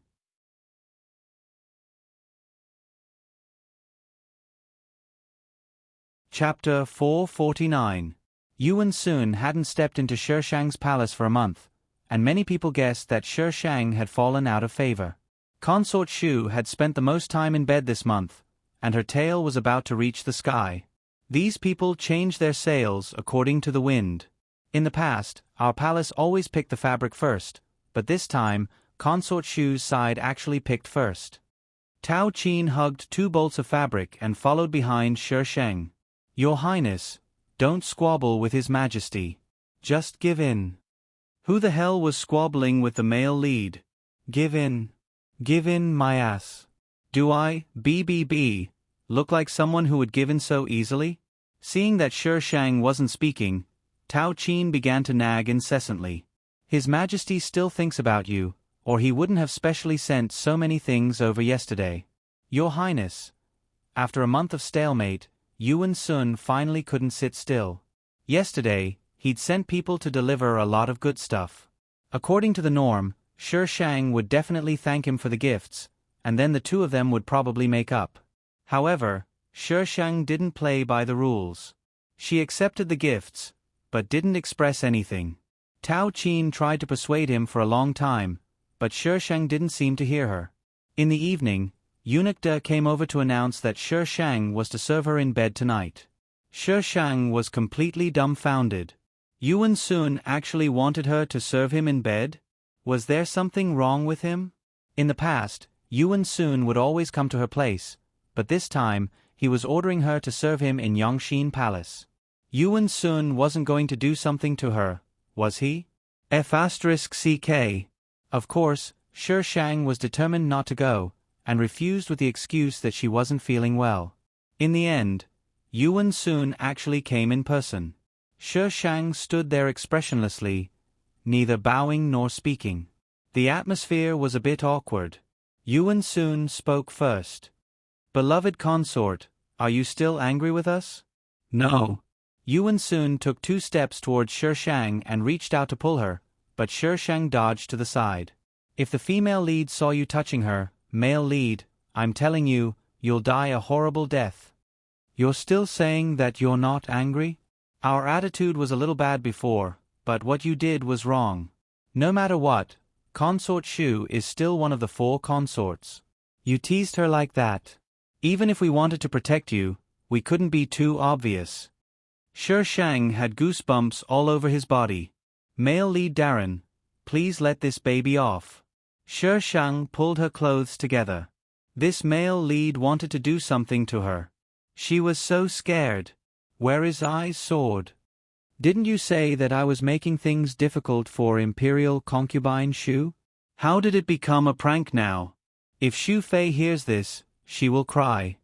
We were too angry. What you did that day was indeed too much. It was such a cold day. If something happened to Imperial concubine Shu, how would we explain it to beloved official Zheng? Of course, I know my beloved concubine didn't do it on purpose. I did it on purpose. I just can't stand her. Shi Shang narrowed his eyes and smiled, his tone harsh. Yuan Sun's expression froze for a moment, but it was quickly replaced with gentleness. All right. It was all Zhen's fault. I'll pour tea for my beloved consort as an apology. How about that? Damn. You're not angry even like this. Male lead Sama is really good at enduring. Yuan Sun really walked to the side to pour tea. Shi Shang stared at him without blinking. Ghost. Definitely ghost. Yuan Sun poured a cup of tea, then turned around and looked gently at Shi Shang. Beloved consort. No, I won't drink. Shi Shang took a step back. Your Majesty, it's getting late. Please return. Yuan Sun's hand froze in mid-air, his eyes burning with anger. He had already lowered his status to coax her, but she still dared to put on airs. Did she really think that he wouldn't dare to do anything to her? Yuan Sun gave the people behind him a look. 2 eunuchs immediately stepped forward, preparing to grab Shi Shang. Shi Shang nimbly avoided them. Your Majesty, what are you doing? Yuan Sun held his teacup, his expression cold. We gave you a chance, but you didn't want it. Don't blame us. Everyone exited the main hall and closed the doors. Are you going to drink it yourself, or do we have someone feed you? Yuan Sun's gentle demeanor was nowhere to be seen. All that was left was his domineering aura. What's that? Shi Shang didn't panic, even in the mood to ask Yuan Sun what it was. Didn't you want a child? We'll give you one. Yuan Sun sneered. As soon as he finished speaking, a man dressed in black walked out from behind the screen. This man was clearly not a eunuch. He took the tea from Yuan Sun's hand and walked over to Shi Shang. My God. This male lead was awesome. He actually wanted to find a man to make his consort pregnant. How could he do such a thing? Beast. Aren't you afraid that I'll tell my father? Don't worry, you won't have any memories of this period. We wouldn't make a move if we weren't completely confident. Oh. Shi Shang dragged out the word. That's a pity. Before Yuan Sun could understand what he meant, the man in black who was already in front of Shi Shang suddenly stopped. A sharp weapon had pierced through his chest. See, this is all you've got. Shi Shang slowly pulled out the iron sword. The teacup in the man's hand fell to the ground with a crisp shattering sound. He stared in disbelief at the woman smiling sweetly in front of him. Her sword seemed to have appeared out of thin air, giving him no chance to react at all. The man in black fell to the ground with a thud. Fresh blood slowly flowed from his body. Yuan Sun's pupils constricted. He gritted his teeth in anger. How dare you kill someone? He'd always thought this woman was a pawn sent to him by the Zhuang family. He doted on her and occasionally coaxed her. She was nothing to be afraid of. He hadn't expected her to be so bold as to kill someone right in front of him. Do you believe I wouldn't dare to kill the emperor? Shi Shang flicked the blood off the iron sword. His tone was brisk and arrogant. The iron sword in her hand exuded an aura that made one's heart tremble. It was as if the tip of the sword was pointed at one's back. She was clearly smiling, but he couldn't see the slightest hint of a smile in her eyes. Those eyes were like deep pools of water that had been settled for thousands of years. Was this woman really the noble consort Yuan he knew? Yuan Sun didn't know why, but he suddenly believed her words. Protect. Yuan Sun, try shouting. The iron sword pressed against Yuan Sun's chest. The woman's mocking voice sounded. Let's see if I can pierce your heart faster, or if your people can arrive faster. Even if you kill me, you won't be able to escape, Yuan Sun said calmly. Why should I run? Shi Shang cocked his head. Yuan Sun. What do you want to do if you don't run after killing me? Yuan Sun took a deep breath. The Zhuang family is just using you as a pawn. Once you lose your usefulness in their eyes, you'll be abandoned. Yuan Sun wanted to use this opportunity to pull Shi Shang to his side. If he could make her betray him, he'd have a greater chance of eliminating the Zhuang family. Isn't that how people work? You use me, and I use you? On a chessboard, there's only one true winner, and that's the chess player who wins the entire game. If you become an abandoned pawn, You can only blame yourself for not being able to become the chess player.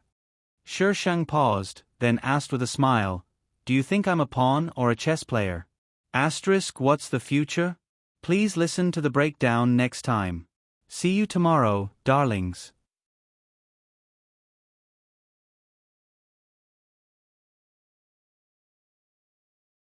Chapter 450. Do you think I'm a pawn or a chess player? Her tone was calm, but Yuan Sun could hear her arrogance. Yuan Sun's thoughts turned. "Yun Gui Fei, what do you want? Do you think I'll let you off if you want to do this to me?" Shi Shang's iron sword easily pierced Yuan Sun's clothes. The moment the cold blade touched his skin, a chill entered his body from the tip. It was as if he'd been pushed into icy water in the dead of winter. Even his bones emitted a chill. Yuan Sun had never felt so close to death. Shi Shang didn't continue to use force. She could feel the rebound from Yuan Sun's body. If she used any more force, she'd definitely be sent flying by the protagonist's halo buff. If that happened, she'd fail to act cool and get slapped in the face instead. Shi Shang gestured at the teapot on the table with his chin. "Drink that. You'll have to drink your own sins. Yun Gui Fei, I am the ruler of a nation. How dare you treat me like this?" He was the one who'd ordered people to put that thing in the teapot. How could he not know what it was? He definitely couldn't drink it. If he'd known this woman was so difficult to deal with, he wouldn't have let those people out. "What are you saying, Your Majesty? I'm just treating you to tea. Who didn't know how to lie through their teeth? Do you think I've never read books? Your Majesty, do you want to drink it yourself, or do you want me to feed you?" Yuan Sun found those words extremely familiar. Just a moment ago, he'd said those words. Now, in the blink of an eye, she'd said those words. As the emperor, Yuan Sun had to have patience. So, he tried his best to stall for time with Shi Shang, trying to find a chance to send a message to the people outside. Shi Shang obviously didn't have the patience to deal with Yuan Sun. When Yuan Sun tried to persuade Shi Shang, she violently kicked him over, picked up the teapot, and poured it into his mouth. "Your Majesty, I wish you good luck." Shi Shang dragged him out of a nearby window. Yuan Sun fell flat on his face. Before he could even cry out, he heard his imperial consort say sinisterly, "Don't even think about coming back for me. I might not be able to take on all of you one-on-one, but I guarantee that I'll have no problem blowing up the entire imperial city. Since I dared to let you go, I must have a way to deal with you. Anyway, I'm not afraid of death." The last sentence was the main point. Yuan Sun crawled up pathetically. Shi Shang leaned against the window and met his gaze. "Zhuang Qiong, just you wait." He really wanted to strangle this woman to death. Shi Shang turned around and threw out the man in black on the ground. "I'm so scared." Shi Shang patted his chest and slammed the window shut. The light disappeared, and Yuan Sun's figure was immediately covered by darkness. Zhuang Qiong. The next day, Shi Shang heard that Lu Ruo had been promoted to Jiaoyi. Looks like Lu Ruo was the one who helped Yuan Sun settle it last night. Shi Shang didn't know if that medicine really had a forgetful effect, but Yuan Sun seemed to have completely forgotten that he'd come looking for trouble. Yuan Sun definitely wouldn't tell anyone about this. Of the people who'd come to her palace last night, only a few knew the truth. Those who did would have been killed by Yuan Sun immediately. Shi Shang was rather displeased when he thought about it. He'd just put on a show, but Yuan Sun had forgotten everything just like that? Yuan Sun wasn't an idiot. He probably had someone by his side who could give him advice and know all the details. So Yuan Sun probably just didn't know what had happened inside. He probably knew what had happened. It could be seen from the gradually increasing number of imperial guards outside, as well as the palace maids and eunuchs who'd been quietly replaced. Imperial consort. What does His Majesty want to do? Right now, no one was allowed to leave the palace. Everything had to be sent in from the outside. House arrest, of course. Shi Shang tossed the pastries in his hand into the pond. House arrest. Tao Qin gasped. Why would His Majesty put you under house arrest? Shi Shang thought for a moment, then slowly said, maybe there's something wrong with his head. Are there any normal people in your eyes? Even Feng Ci is a retard. Tao Qin. Why isn't Imperial Consort worried at all? Imperial Consort. Tao Qin took 2 steps towards Shi Shang and spoke in a low voice. But before she could finish speaking, she caught sight of the pond from the corner of her eye. The fish fighting for food in the water floated up with their bellies up. Her expression changed drastically, and she quickly knocked over the pastries in Shi Shang's hand. Imperial Consort, there's poison. Shi Shang calmly patted the crumbs of pastries off his body. How could there be poison? Who would dare to poison Imperial Consort? Imperial Consort? Who else could it be other than Yuan Sun? Shi Shang said nonchalantly. Guess how many methods Yuan Sun will use to kill me? He didn't dare to kill her openly. After all, she still held the title of noble consort and the status of the Zhuang clan's legitimate daughter.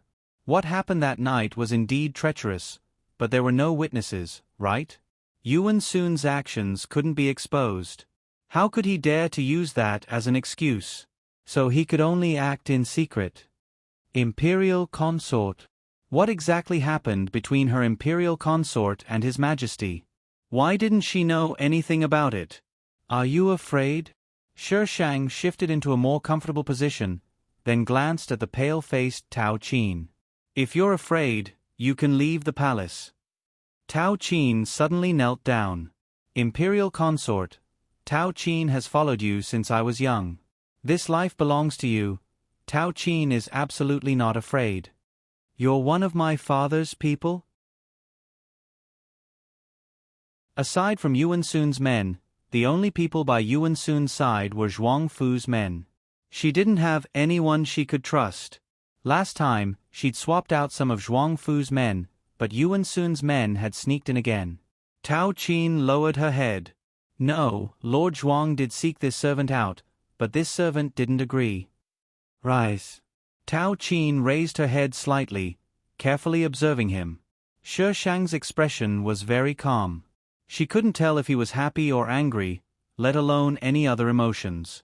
Tao Qin stood up quietly, then respectfully stood to the side. Imperial Consort, what should we do now? Should we report this to Lord Zhuang? Shi Shang's gaze landed on the pond, which was already filled with dead fish. He planted so many people in the palace. How could he not know? When Zhuang Fu heard that Shi Shang had been placed under house arrest, he pressured Yuan Sun in court. Yuan Sun couldn't come up with any good excuses, so he could only remove those people. Yuan Sun had done it rather discreetly, and Shi Shang hadn't publicized it, so Zhuang Fu didn't know for now. However, he still sent people to ask her what was going on and why Yuan Sun had placed her under house arrest. Tao Qin held a brush in front of a sheet of paper, unsure of what to write. Imperial Consort had told her to write whatever she wanted. How should she reply? After struggling for a long time, Tao Qin still couldn't squeeze out a single word. She had no idea what was going on, all right? Why did Imperial Consort fall out with His Majesty? She was just as confused as those flirtatious sluts outside. Just right. Yuan Sun is jealous that I'm smarter than him. Tao Qin's hand trembled, and the brush drew an ink mark on the paper. Imperial Consort, are you sure you want to write this? You're not teasing me.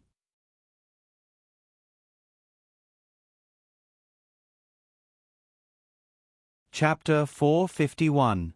This reply had not only reached Father Zhuang and Yuan Sun. It had also reached the hands of someone else. A man dressed in white stood in front of the window. His body was like a jade tree, and half of his black hair was tied up with a white jade crown. The other half hung behind him like a waterfall.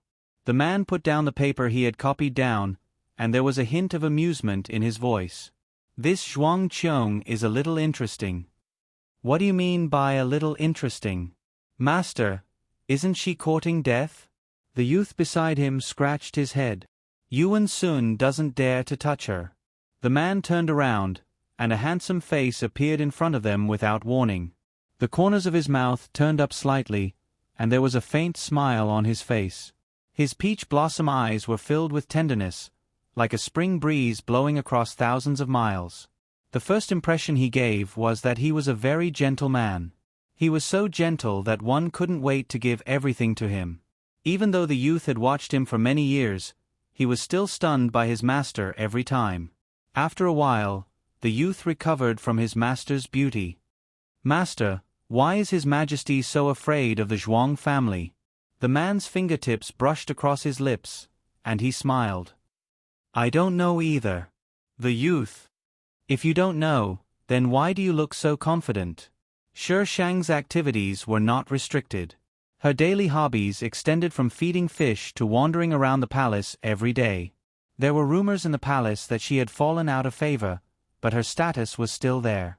Those people gloated behind her back, but didn't dare to show it. But there were exceptions. "Oh, isn't this Sister Gue Fei? Why have you come to the Imperial Garden today?" Consort Shu was dressed to the nines, and she was accompanied by a long line of palace maids. She swayed her hips as she approached. Consort Shu had been favored recently, and she was flushed with success. Shi Shang only had one palace maid, Tao Qin, by his side. Compared to Consort Shu, there were so many people around her. Shi Shang looked Consort Shu up and down. "It seems that you haven't fallen ill. You're in good health."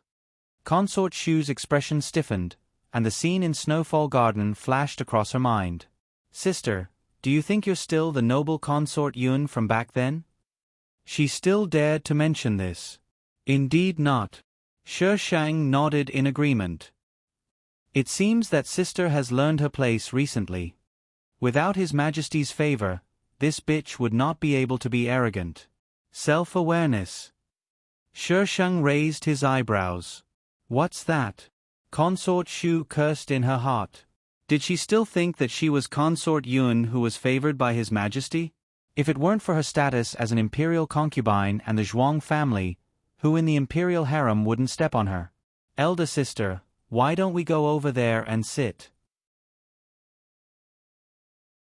Imperial concubine Shu pointed at a pavilion in the distance. She had to take revenge for what happened last time. "I'm not going. Who has the time to play palace intrigue with you? Elder sister, are you looking down on this concubine? Can't I even talk to you?" Consort Shu approached Shi Shang and reached out to pull him away. Shi Shang retreated out of reflex, but Consort Shu's reaction was even greater than hers. She slipped and fell into the pond in front of her. Splash! The sound of water splashing could be heard. Shi Shang. "Oh my God!" She looked up at the male lead. From Consort Shu's posture, it was obvious that the male lead was nearby. As expected, Shi Shang saw Yuan Sun's imperial carriage nearby. Save me." Consort Shu struggled in the water. The palace maids and eunuchs around her scrambled to save her. They were so close, but no one pulled Consort Shu out of the water. "Are you all idiots?" Plop. There was another plop not far away. A figure quickly swam towards Consort Shu. Consort Shu struggled violently in the water, constantly pushing down the person trying to save her. Lu Ruo spent a lot of effort to get Consort Shu out of the water. Just as she was about to get up, Consort Shu suddenly began to struggle as well. Shi Shang hugged her chest and complained to Tao Qin, "If her leg isn't cramping, then she must have been entangled by the seaweed." "Your Highness, why are you still so calm when His Majesty is here?" From His Majesty's angle, he must have thought that Your Highness pushed Consort Shu down. Yuan Sun walked past Shi Shang and jumped into the water, causing a group of people to scream. "Your Majesty!" Yuan Sun brought Lu Ruo up. Lu Ruo might have fainted after drinking a few mouthfuls of water, but Yuan Sun didn't mind giving her mouth-to-mouth resuscitation. Cough, cough, cough, cough. Lu Ruo coughed violently as she regained consciousness. Who knew where these people had gotten their hands on cloaks in such a short time? Consort Shu and Lu Ruo both had one each. Yuan Sun naturally carried Lu Ruo, while Consort Shu was supported by others. Her face was deathly pale as she looked pitifully at Yuan Sun. "Your Majesty!" Yuan Sun glanced at Lu Ruo, then handed her to someone beside her. He walked to Consort Shu's side and carried her in a handsome princess carry. "Your Majesty." Consort Shu leaned into Yuan Sun's embrace and sobbed quietly. This scene was so similar. Yuan Sun had everyone go to the Hall of Declaring Peace, including Shi Sheng. Shi Sheng shrugged nonchalantly, then glanced in the direction of Yuan Sun's imperial carriage. A moment later, she turned back. A man dressed in white stood beside the imperial carriage. His body was turned sideways, so she couldn't see his face clearly. However, his aura wasn't something an ordinary person could compare to. "Who's that?" Shi Sheng poked Tao Qin. There was no such person in the original owner's memories, and there was no such person in the plot. There was spiritual energy in this world, but it was very weak. It was so weak that she hadn't drawn spiritual energy into her body yet. Tao Qin glanced in that direction, then shook her head slightly. "This servant has never seen him before." Yuan Sun said something to the man in white, but he quickly turned and left. Hall of Declaring Peace. Lu Ruo and Consort Shu had already changed into clean clothes. Consort Shu leaned against Yuan Sun's side, while Lu Ruo sat below with a cup of hot tea. Shi Shang stood in the middle. "Consort Yun, do you admit to your crimes?" Yuan Sun was very excited. After so long, he finally found a chance to punish this hateful woman. "If you say I'm guilty, then I'm guilty. You're the emperor anyway, so you're the most powerful. As long as you're happy." Shi Shang wasn't afraid of boiling water. "Consort Yun." Yuan Sun angrily threw the teacup next to him. Shi Shang jumped back, easily avoiding the teacup. She blinked, then asked innocently, "Your Majesty, does your hand hurt?" This tea was to warm Lu Ruo and Consort Shu's bodies, so it was very hot. Consort Shu had just swapped places with Yuan Sun, but the palace maids behind them didn't have time to switch their teacups, so Yuan Sun grabbed Consort Shu's cup of hot tea. "Your Majesty." Consort Shu hurriedly looked at Yuan Sun's hand. Perhaps some of the tea had spilled out, but the back of his hand was scalded red. Yuan Sun covered his hand with his sleeve, embarrassed. It was clearly very painful, but he could only keep a straight face. "It's fine." Deep down, he hated Shi Shang even more. "Hurry and get the medicine." Consort Shu didn't listen to Yuan Sun. She only wanted to perform well in front of him and be a virtuous concubine. Yuan Sun's expression darkened. "I said it's fine." His tone was very unpleasant, and Consort Shu was startled. She didn't dare to pull Yuan Sun's hand away, only looking timidly at him.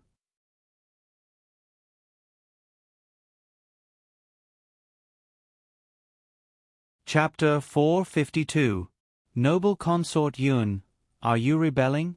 Yuan Sun pressed down on Consort Shu's waist, his tone cold. "No." Shi Shang shook his head.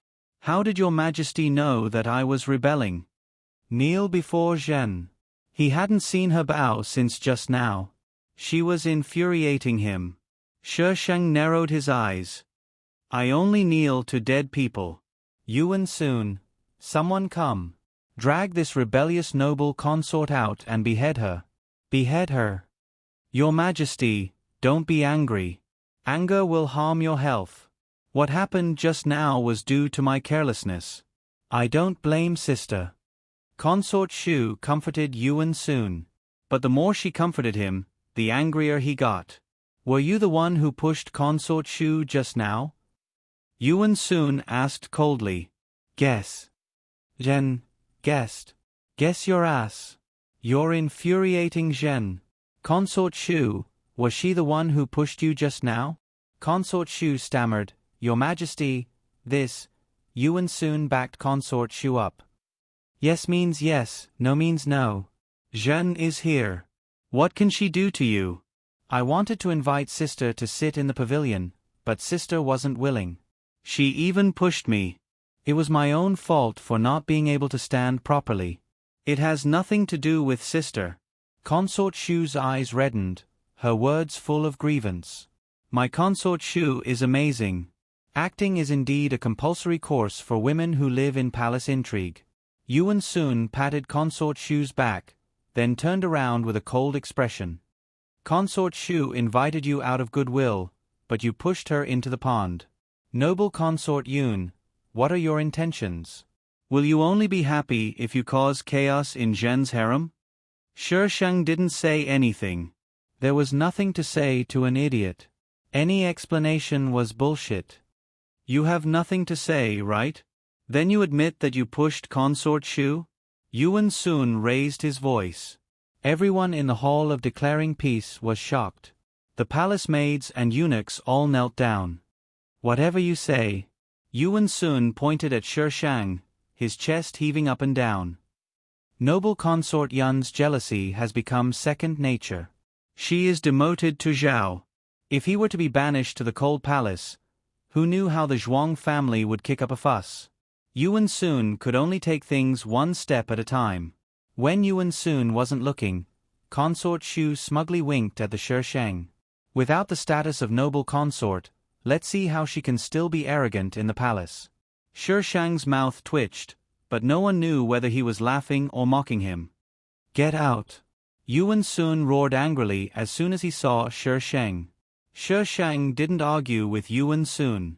She only gave Xu Fei a meaningful look, then turned to leave the Hall of Declaring Peace. Yuan Sun stared at her back.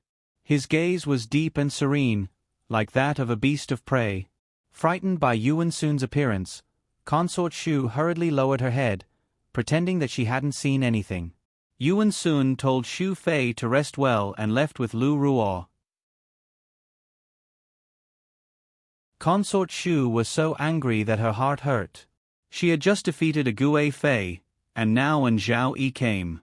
Imperial concubine Shu scolded Lu Ruo all the way from the Xuanhe Hall to her sleeping quarters. Nyang Nyang, don't be angry. No matter what, an Zhao Yi is only a Zhao Yi. She can't surpass you. The person beside Consort Shu comforted her. This month, His Majesty stayed at her place for a few days.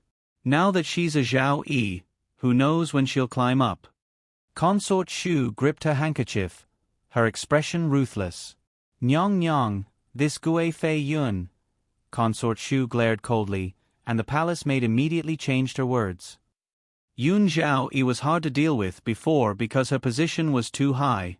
But now, apart from Consort de Nyang Nyang, you have the highest rank in the harem. Nyang Nyang, are you still afraid of dealing with a mere Zhao Yi? Consort Shu's expression softened. Of the four consorts, Hui De and Xu Xian, only Consort Hui had never been conferred a title.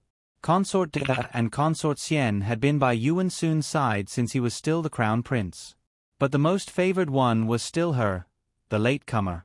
Consort Shu closed her eyes, thinking about how to deal with Lu Ruo. Yun Zhao Yi.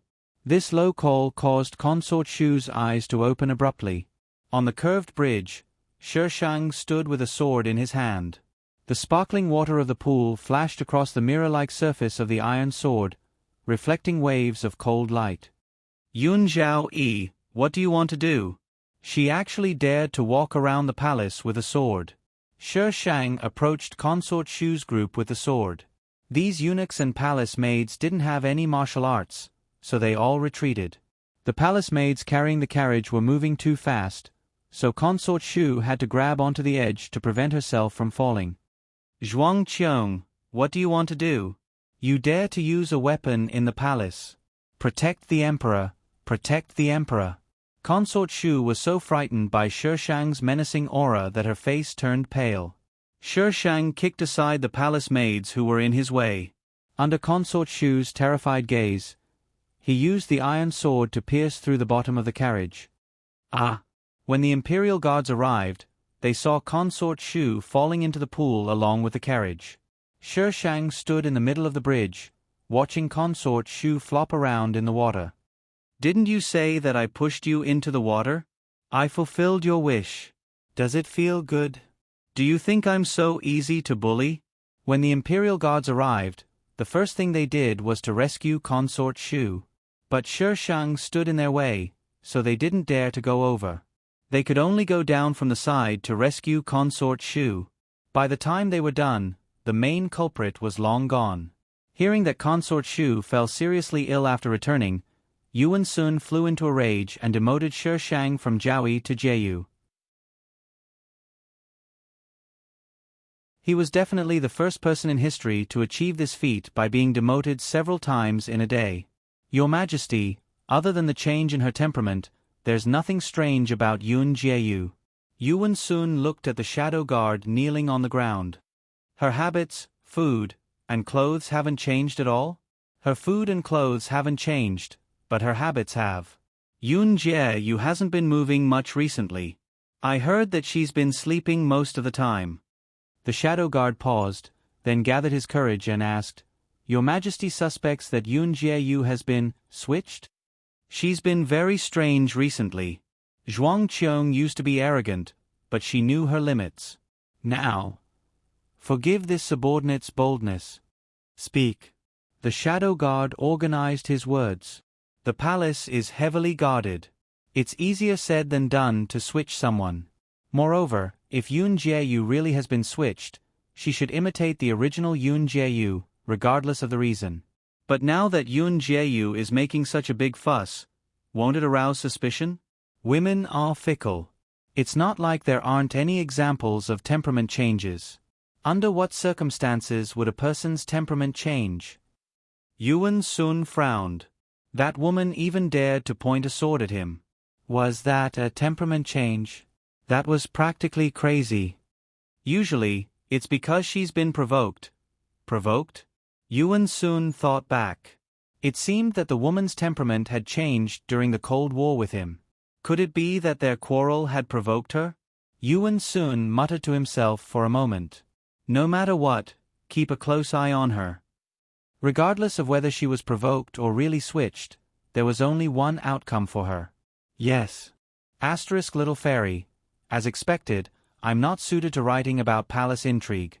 Sob sob sob, I want to hack those little bitches to death. Shi Shang, me too. Little fairy, what are you thinking about? Hold it in. Shi Shang, this consort sword is thirsty for blood. Little fairy, Feng Ci.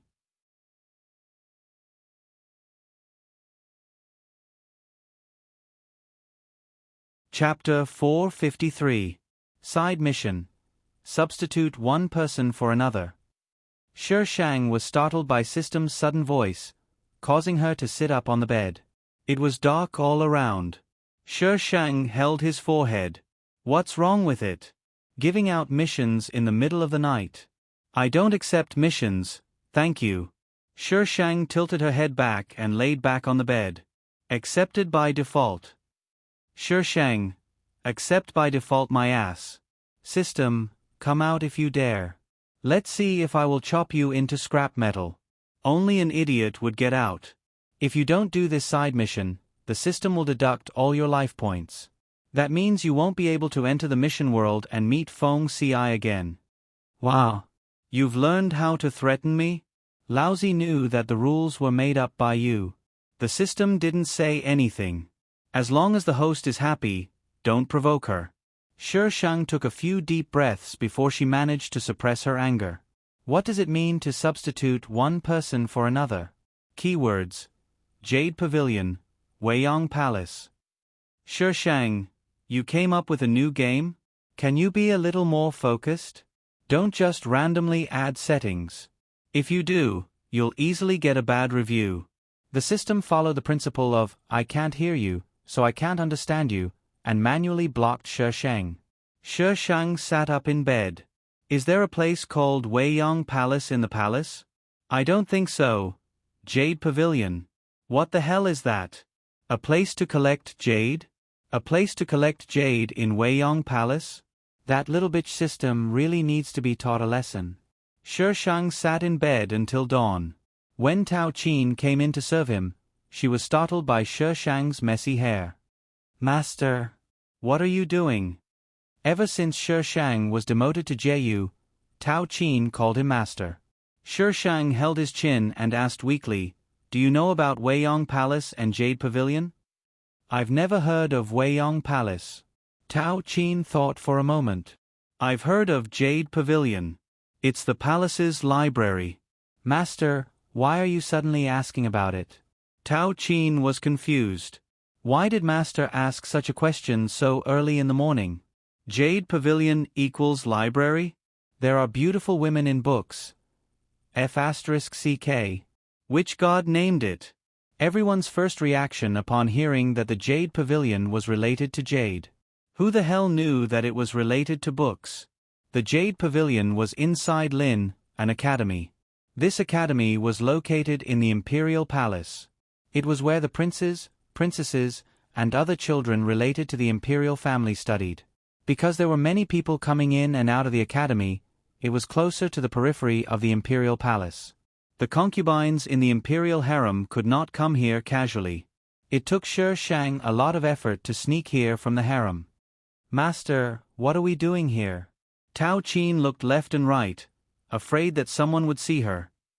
If someone sees you, Master will be reprimanded by His Majesty again. The previous matter was not over yet, and now he was sneaking here again. Wasn't this giving people a reason to gossip? Looking for the jade.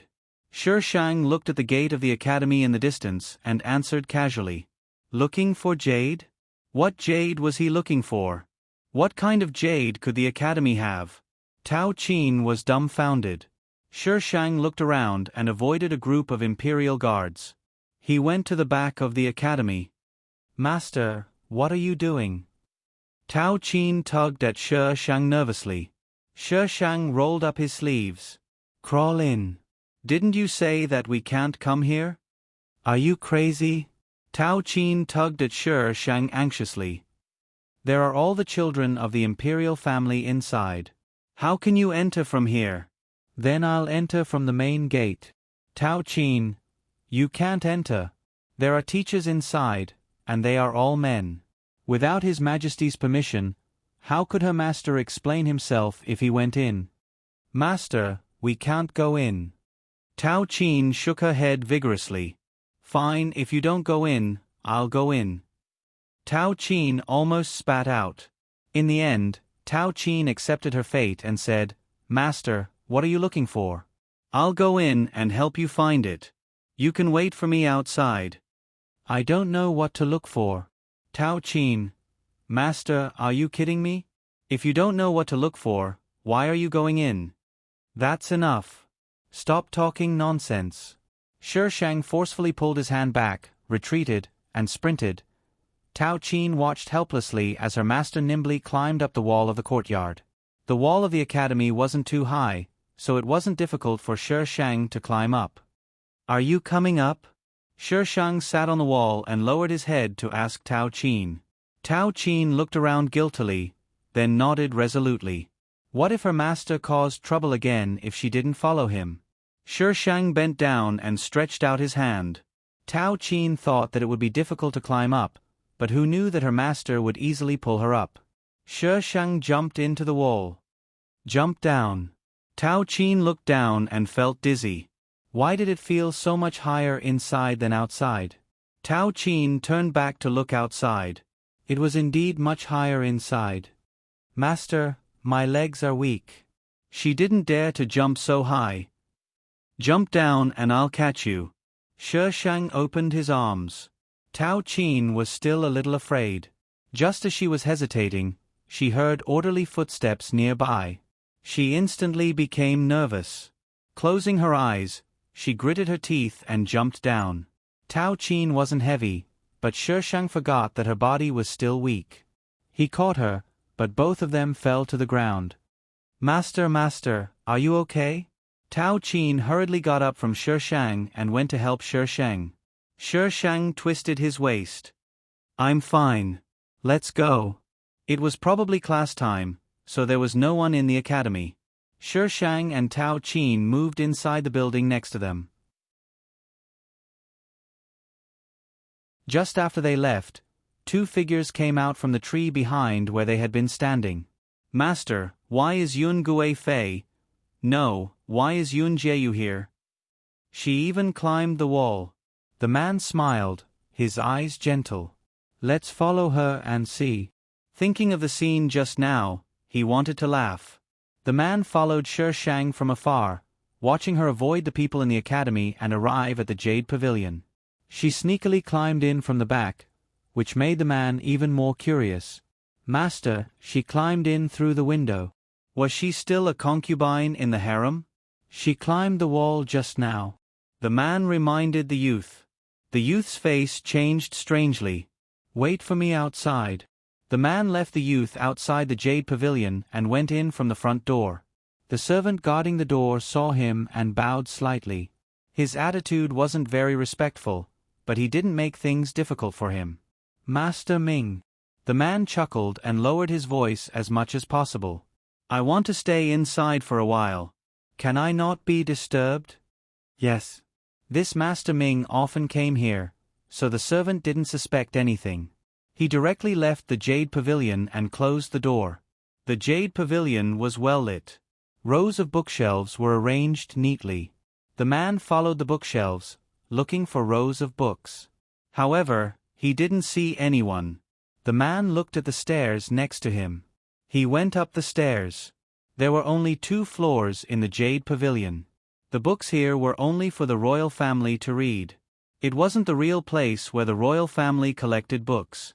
Where the royal family studied, the books in the Jade Pavilion would be brought in from other places. If they didn't need these books, they would be taken away. But the second floor was different. Most of the books on the second floor were collected from the common people. They were extracurricular reading and wouldn't be replaced.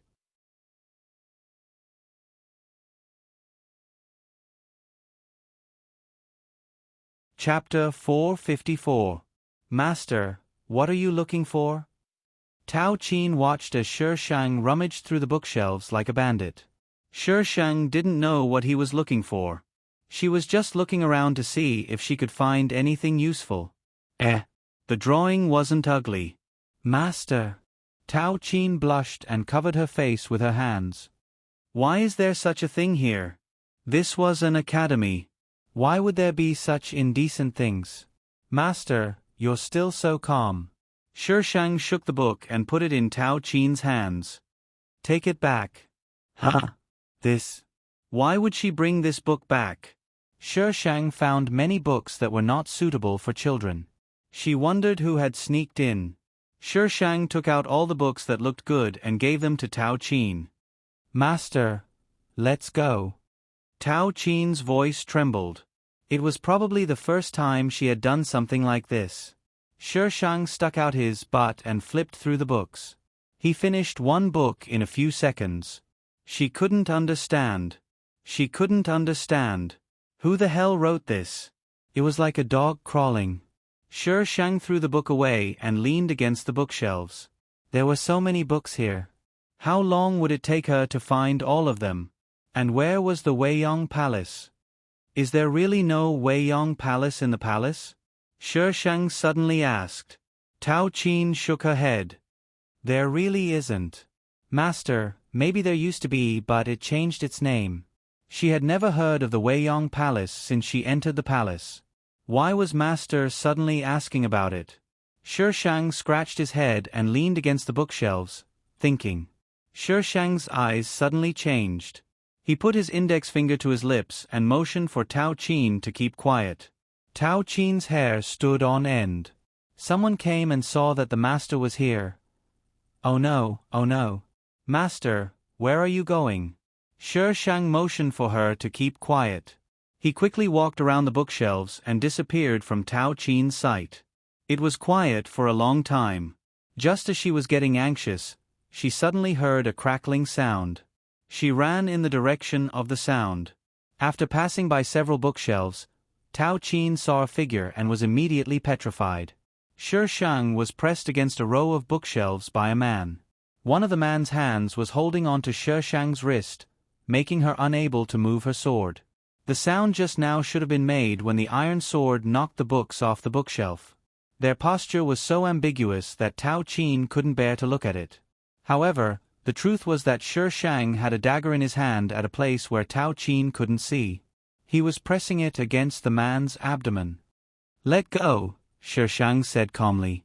The man's gentle gaze swept across Shi Shang's face. Miss, you attacked me first. Why do you want me to release you first?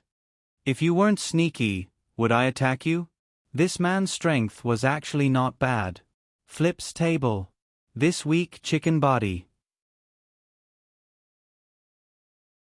Other than a few ambushes, a direct confrontation was simply a death sentence. He really had to thank Yuan Sun for being too paranoid and not directly sending people up to fight. If Miss didn't come in through the window, why would I be sneaking around? F***ck. Or was it I's fault? Hurry up and let go of I. Shi Shang pushed the dagger in his direction. The man's lips curled up slightly, forming a beautiful and perfect arc. Shi Shang gritted his teeth. The handsome man's trick was useless against I. Don't think that I'll go easy on you just because you're good-looking, I.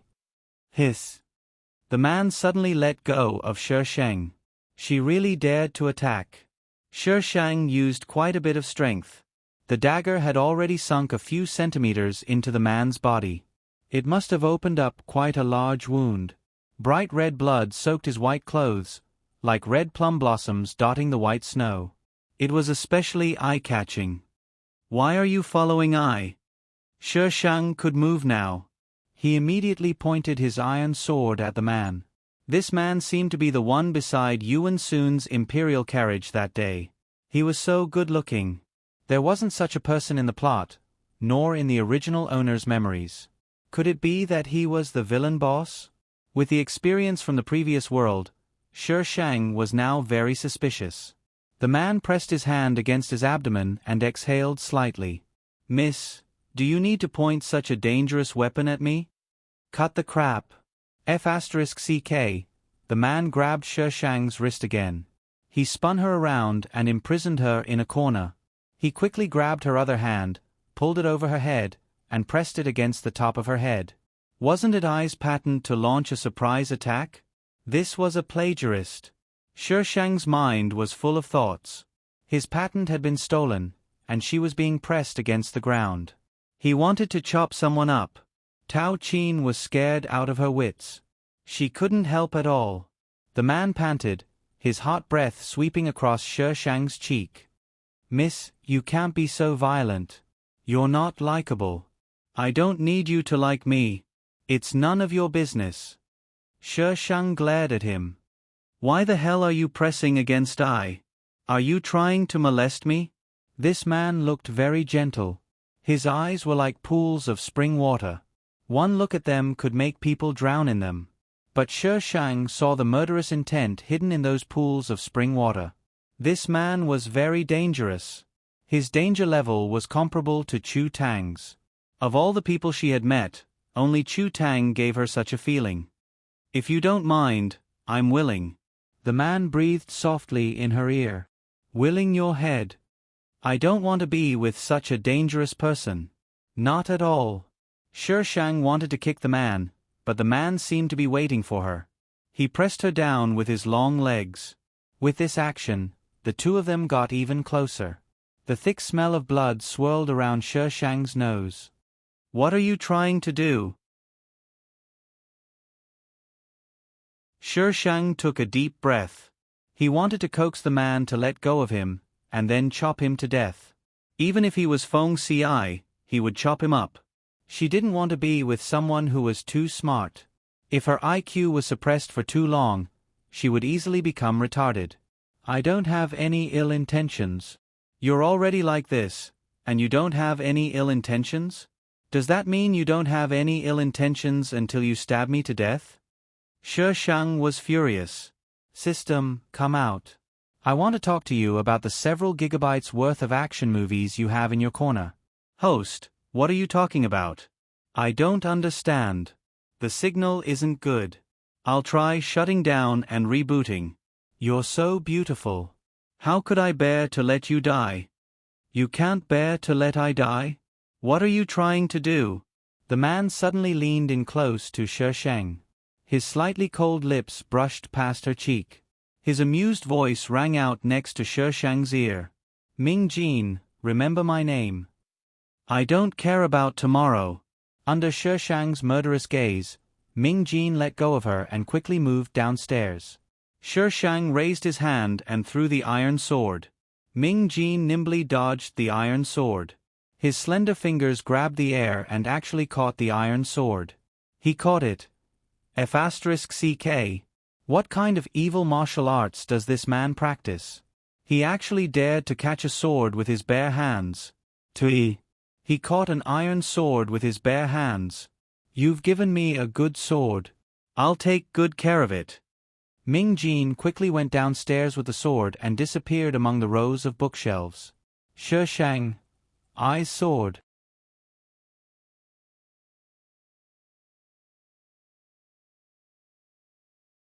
Chapter 455. The iron sword wasn't set up so that only Shi Shang could wield it. Even a 3-year-old child could wield it.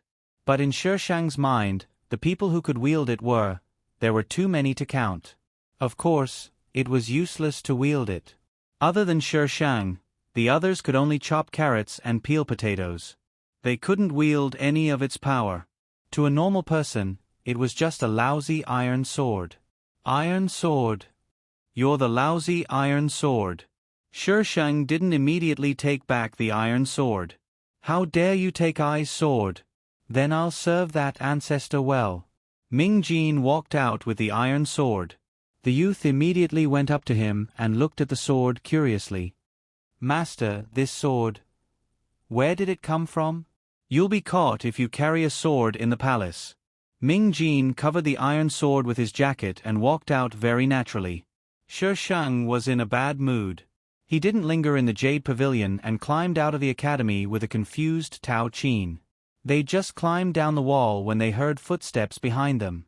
Behind them was a long palace path with nowhere to hide. Shi Shang stood motionless. Tao Qin looked nervous, but she didn't dare to run. If she ran behind them, they'd be discovered. Soon, people came out from around the corner. It was Lu Ruo and a 5- or 6-year-old child. The child was wearing a prince's robe. He was probably Yuan Sun's only son. Yun Jieyu. Lu Ruo was shocked to see Shi Shang standing in front of her. Why was she here? Wasn't she grounded by His Majesty? Even concubines couldn't appear here without permission. She had His Majesty's permission to pick up the little prince here. Shi Shang glanced at her, then turned to leave. How dare you, Yun Jieyu? You didn't even greet Her Majesty Jowie. Shi Shang paused, then turned his head. I didn't even greet His Majesty. You want me to greet her? Does she think she's as beautiful as a fairy? So you have to greet someone as beautiful as a fairy? Lu Ruo stopped the palace servant from speaking and shook her head slightly. Shi Shang harumphed coldly and swaggered away. Nyang Nyang, she's a pure jade now, yet she dares to be so disrespectful to you. Why did you stop me just now? Have you forgotten Consort Shu's lesson from last time? She had directly thrown her into the water. Consort Shu had been bedridden for half a month. This Zhuang Qiong was simply like a lunatic. The Shi Shang still lived in the former palace, but there were very few people in the palace. She didn't see anyone serving her when she returned. Your Highness, don't be angry. When you're favored again in the future, we'll slowly deal with these people who act according to the wind. Tao Qin complained. Shi Shang did not respond. She did not care about these people at all. Shi Shang asked after they entered the main hall. Who is Ming Jin? Do you know him? Huh? Tao Qin exclaimed in surprise. When she met Shi Shang's gaze, she reacted. Ming Jin? The young master we met just now is young Master Ming? Ming Jin, the eldest son of the Xiliang Kingdom, was sent to the East Jin Kingdom as a hostage 20 years ago. It was said that he was still an infant at the time. 16 years ago, he was sent to Yunin Temple and only returned to the capital a year ago. It's said that young Master Ming is handsome and confident. He's skilled in both civil and military matters, and is proficient in the 4 arts. It's a pity that he's not from the East Jin Kingdom. A retard, Shi Shang commented. A slightly dangerous retard. So other than retards, there's only one more retard in the host's eyes? You're the best in the world. Why don't you go bomb the Milky Way? There's something wrong with the host's brain. Identification complete. System, are you saying bad things about I? The system was in a mess. The host has already unlocked the ability to decipher the system? Tao Chin. Master, do you know how many people in the capital want to marry this young Master Ming? That night, a group of imperial guards suddenly barged in. Shi Shang held a bowl and looked at the people who had barged in with a dumbfounded expression. Imperial guards could be summoned just by eating a meal? Yun Jieyu, His Majesty summons you for an audience. Yuan Sun, what are you up to now? Where's I's sword? Oh right. The sword was snatched away by a retard. When the imperial guards saw Shi Shang continue eating, they couldn't help but mutter to themselves. Isn't this Yun Jieyu too calm? Yun Jieyu. Shi Shang glared at them fiercely. You're about to die, yet you're still letting us eat. What are you yelling about? Imperial guards. You're not about to die either. Perhaps because Shi Shang was too fierce, the imperial guards really did wait for Shi Shang to finish eating. It was the hall of declaring peace again. When Shi Shang entered, the already tense atmosphere became even more tense. It was as if the air had stopped flowing. Yuan Sun, dressed in a bright yellow dragon robe, sat at the head of the table with a dark expression. His eyes were sharp, and he exuded the aura of a bully. Lu Ruo knelt on the ground, and a group of palace maids and eunuchs knelt beside her. Shi Shang raised his brows. What's going on? Yun Jieyu, did you leave the imperial harem without permission today? Yuan Sun had probably given up on etiquette. Even if he punished her for her disrespect, it would be useless. No, Shi Shang denied with a straight face. Yuan Sun was annoyed. Someone saw it with their own eyes, yet you're still denying it. Shi Shang changed his words. Then I did. Everyone. Your excuses are too insincere. You changed your words with just one sentence. And then, whatever blame he had, he could throw it all away. In any case, I had nothing to lose. Yuan Sun suppressed his anger. Did you meet Jing-er? Jing-er? Who? Shi Shang's mind spun several times before he realized.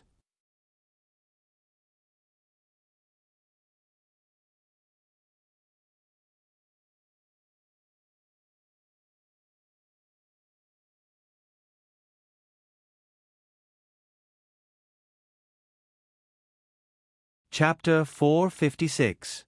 Lu Ruo recounted the situation. She spoke truthfully and without exaggerating. When she had brought the little prince back, she had only met Shi Shang. She hadn't met anyone else. The little prince didn't eat anything at the academy either. He didn't even get a chance to eat when the poison took effect. Zhuangqiang, what do you have to say for yourself? Yuan Sun questioned Shi Shang. His eyes burned with fury, and he wanted nothing more than to burn Shi Shang to a crisp. Shi Shang knew that Yuan Sun would use this opportunity to make things difficult for her, regardless of whether it was true or not. She'd better get to work. Where's I's sword? Your Majesty.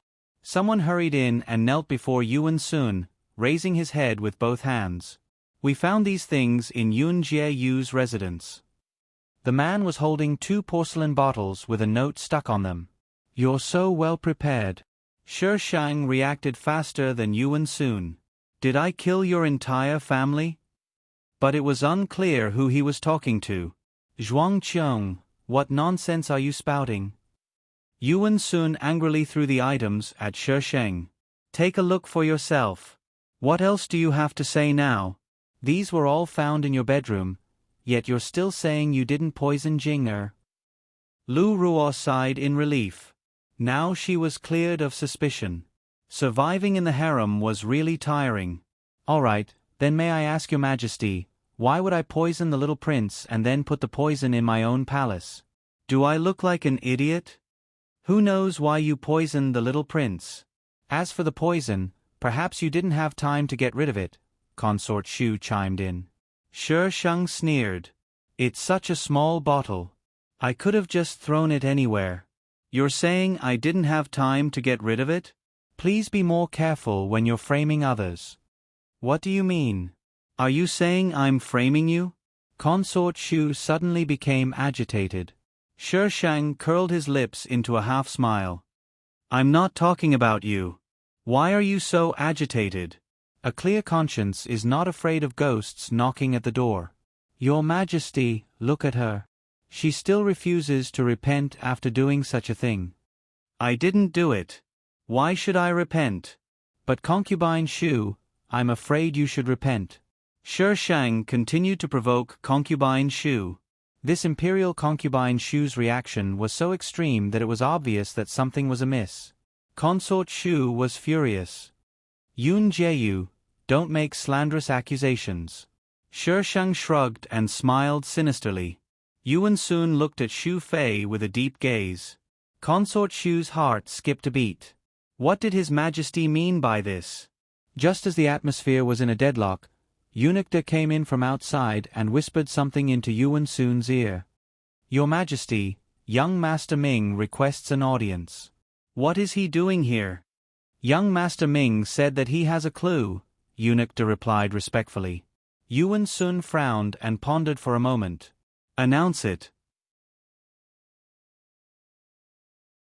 Ming Jin entered the hall.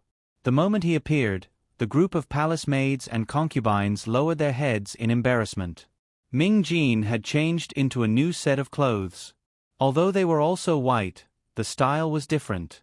They looked more elegant than they had been in the day. His head of fine black hair flowed gracefully in the air as he walked. He walked out from the darkness and approached the light. His eyes were gentle and the corners of his lips were slightly raised, forming a slight arc. Like ripples in a pool of water, he ran in circles towards everyone's hearts and quietly invaded them. Shi Shang looked him up and down without restraint. Ming Jin nodded with a smile. He happened to be standing beside Shi Shang. He cupped his fists and bowed. Ming Jin greets Your Majesty. When Yuan Sun saw the way Shi Shang looked at Ming Jin, he suddenly felt displeased. No matter what, she was still his concubine. How dare she look at another man so brazenly? What clues do you have, young Master Ming? How did Ming Jin find out about this so quickly? Ming Jin put down his hand and stood up straight. He said slowly, the young prince ate a piece of osmanthus cake at the academy today. I just happened to see it. I don't know if this will be of any use to Your Majesty.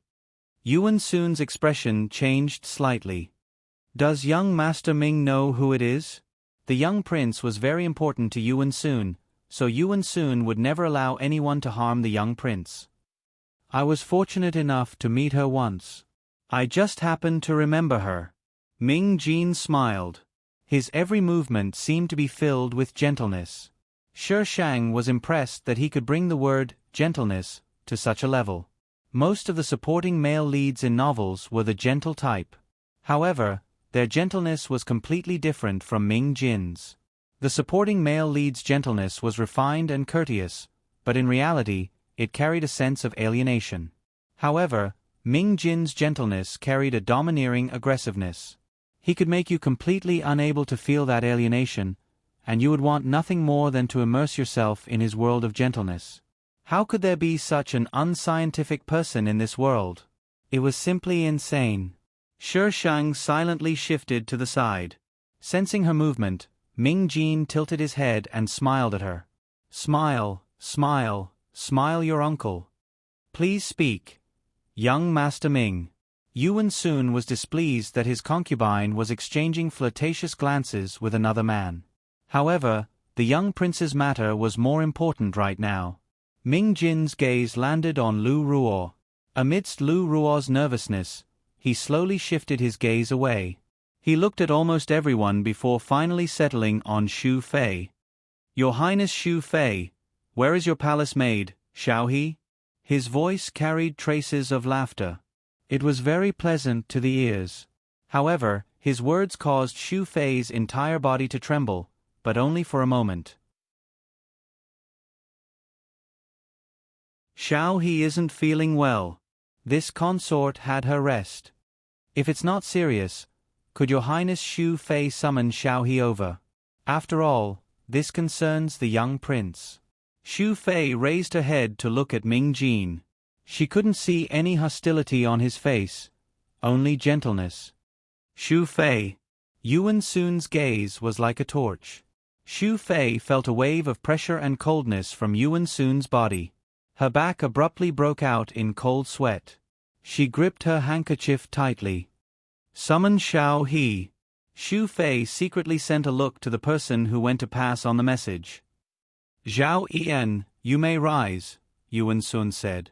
Thank you, Your Majesty. Lu Ruo's legs were numb from kneeling for a while. She only managed to stand up with the help of a palace maid. Yuan Sun had Lu Ruo sit next to him. Only then did Lu Ruo see Ming Jin's face.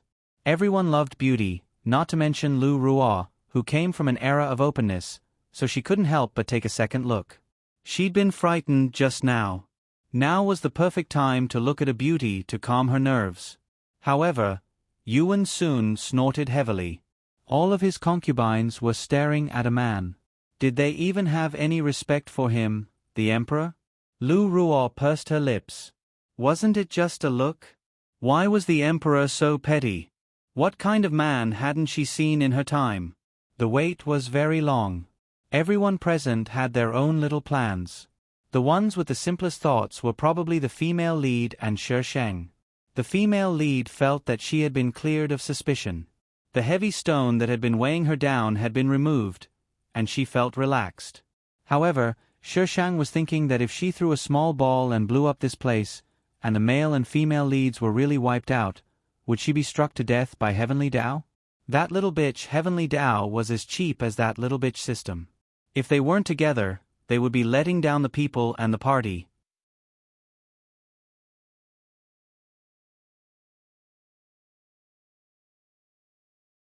Chapter 457. Xiao He was helped in, her face pale as she knelt on the ground, trembling. You're Xiao He? The eunuch asked in a shrill voice. This servant is Xiao He. Xiao He pressed her forehead against the ground, her voice full of fear. The eunuch continued, Did you go to Lin, an academy? Xiao He trembled. No. The eunuch looked at Ming Jin. Today, at noon, you entered the academy with a box of food and found the little prince alone by the academy's martial arts field. At the time, I thought you were following orders to deliver snacks to the little prince, so I didn't think much of it. Ming Jin was very clear about the time and place, but he also kept himself clean. Xiao He's body trembled even more. The hall was silent. In the end, Xiao He couldn't bear the pressure and cried for mercy. Your Majesty, please spare me. This servant didn't know anything. This servant didn't know that the snacks were poisoned. Your Majesty, please spare me. Yuan Sun's eyes reddened as he angrily rebuked, Who told you to harm Jing-er? It's. Xiao He didn't look up. She stammered for a long time, struggling with something. In the end, she gritted her teeth. It's Anjiaoyi. Anjiaoyi gave this servant money and told me to deliver the snacks to the little prince. This servant thought that Anjiaoyi wanted to curry favor with the little prince. This servant really didn't know that the snacks were poisoned. Your Majesty, please spare me. Anjiaoyi was following orders to look after the little prince, so it was completely reasonable for her to want to curry favor with the little prince. What nonsense are you talking about? Lu Ruo's eyes widened in disbelief. I've never seen you before. Your Majesty, please spare me. This servant shouldn't have been greedy for that bit of money, but this servant had no choice. My younger brother was seriously ill and without money, he couldn't see a doctor. This servant really didn't think that Anjiaoyi would poison the little prince. Xiao He didn't seem to hear Lu Ruo's words, crying and kowtowing. Lu Ruo had clearly underestimated the fighting power of the harem women. The boulder she just moved aside came back again, pressing down on her until she couldn't breathe. Since you say I was the one who ordered it, why was poison found in Yun Jieyu's chambers? Lu Ruo forced herself to calm down. If she made the wrong move, she might die here and never be able to go back. The ancient times were really scary, but these women were even scarier. It's you, Jowie, who ordered me to put the poison in Jie Yun's palace. Shi Shang looked up at Lu Ruo. She looked at Xiao He sympathetically. She dared to frame the female lead. Wasn't she courting death? Lu Ruo seemed to be relieved. Your Majesty, as far as I know, Yun Jie Yu's chambers are not to be casually entered. How did this palace maid enter? She keeps saying that I ordered her to do it, but her words are full of loopholes.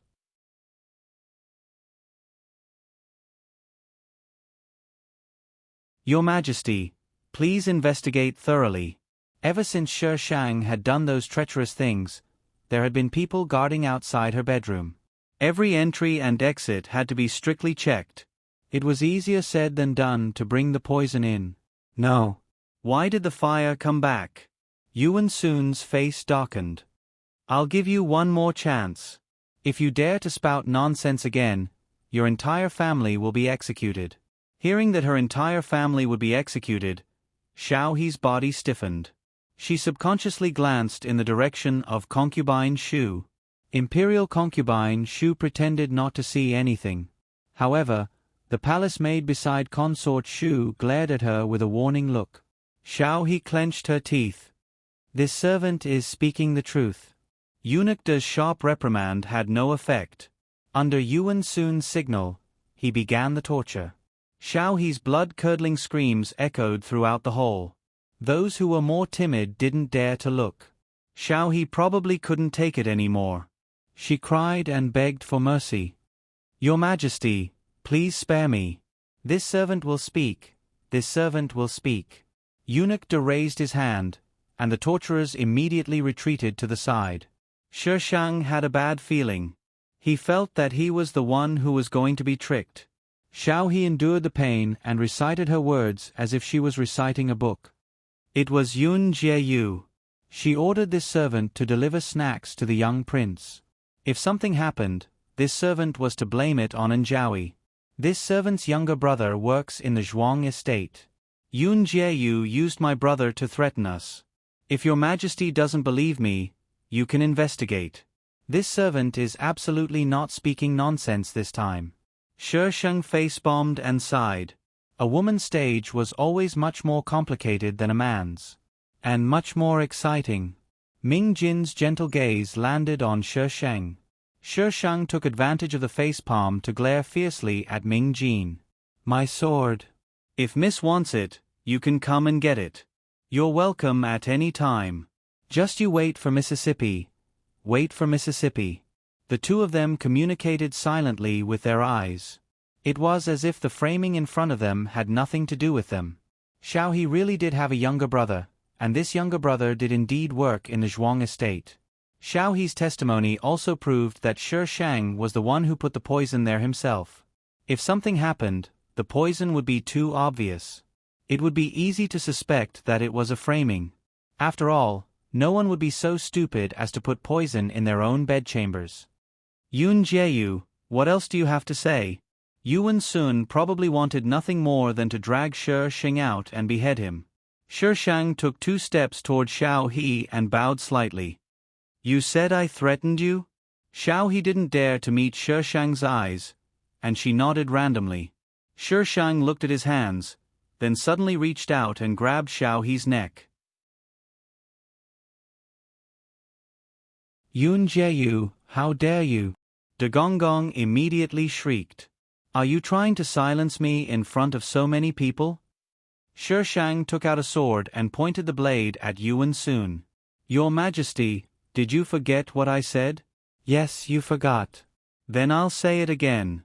If I want to kill you, I have plenty of ways. Don't move. Shi Shang's words were like a key to unlocking his memories. Memories of that day suddenly surged up like a tidal wave. Yuan Sun's face was as black as the bottom of a pot. Yun Jie Yu, are you trying to rebel? Protect the Emperor. Protect the Emperor. Hurry and protect the Emperor. De Gonggong shrieked at the top of his lungs. The people around them hadn't expected things to develop like this, and they all squeezed toward Yuan Sun. Only Ming Jin was left standing on Shi Shang's side. The Imperial Guard surged in from outside and surrounded Shi Shang and Ming Jin. Lu Ruo's face was a bit pale. She retreated and communicated with her system in her mind. How did she take out that sword just now? Does she have that kind of space you mentioned? That sword had appeared out of thin air. Just like in TV shows, it had suddenly appeared in her hand. I didn't detect any spatial fluctuations. The system's voice was a little boy's voice. But I can't rule out high-level spaces. My level is too low, so I can't check high-level spaces. Lu Ruo clutched the hem of her clothes. You mean she might have a space? Yes. Then could she also be from another world? Lu Ruo's eyes suddenly burned with desire. In this unfamiliar world, Lu Ruo also wanted to have someone from the same hometown. But the system quickly poured cold water on her. Impossible. Her soul is very compatible with that body. Lu Ruo was instantly disappointed. For example, because her soul wasn't the original one, some strange things would happen sometimes. The system called it rejection. The system said that even if a person's soul was compatible with another person's body, it couldn't be 100% compatible. As long as it wasn't 100% compatible, the system could detect it.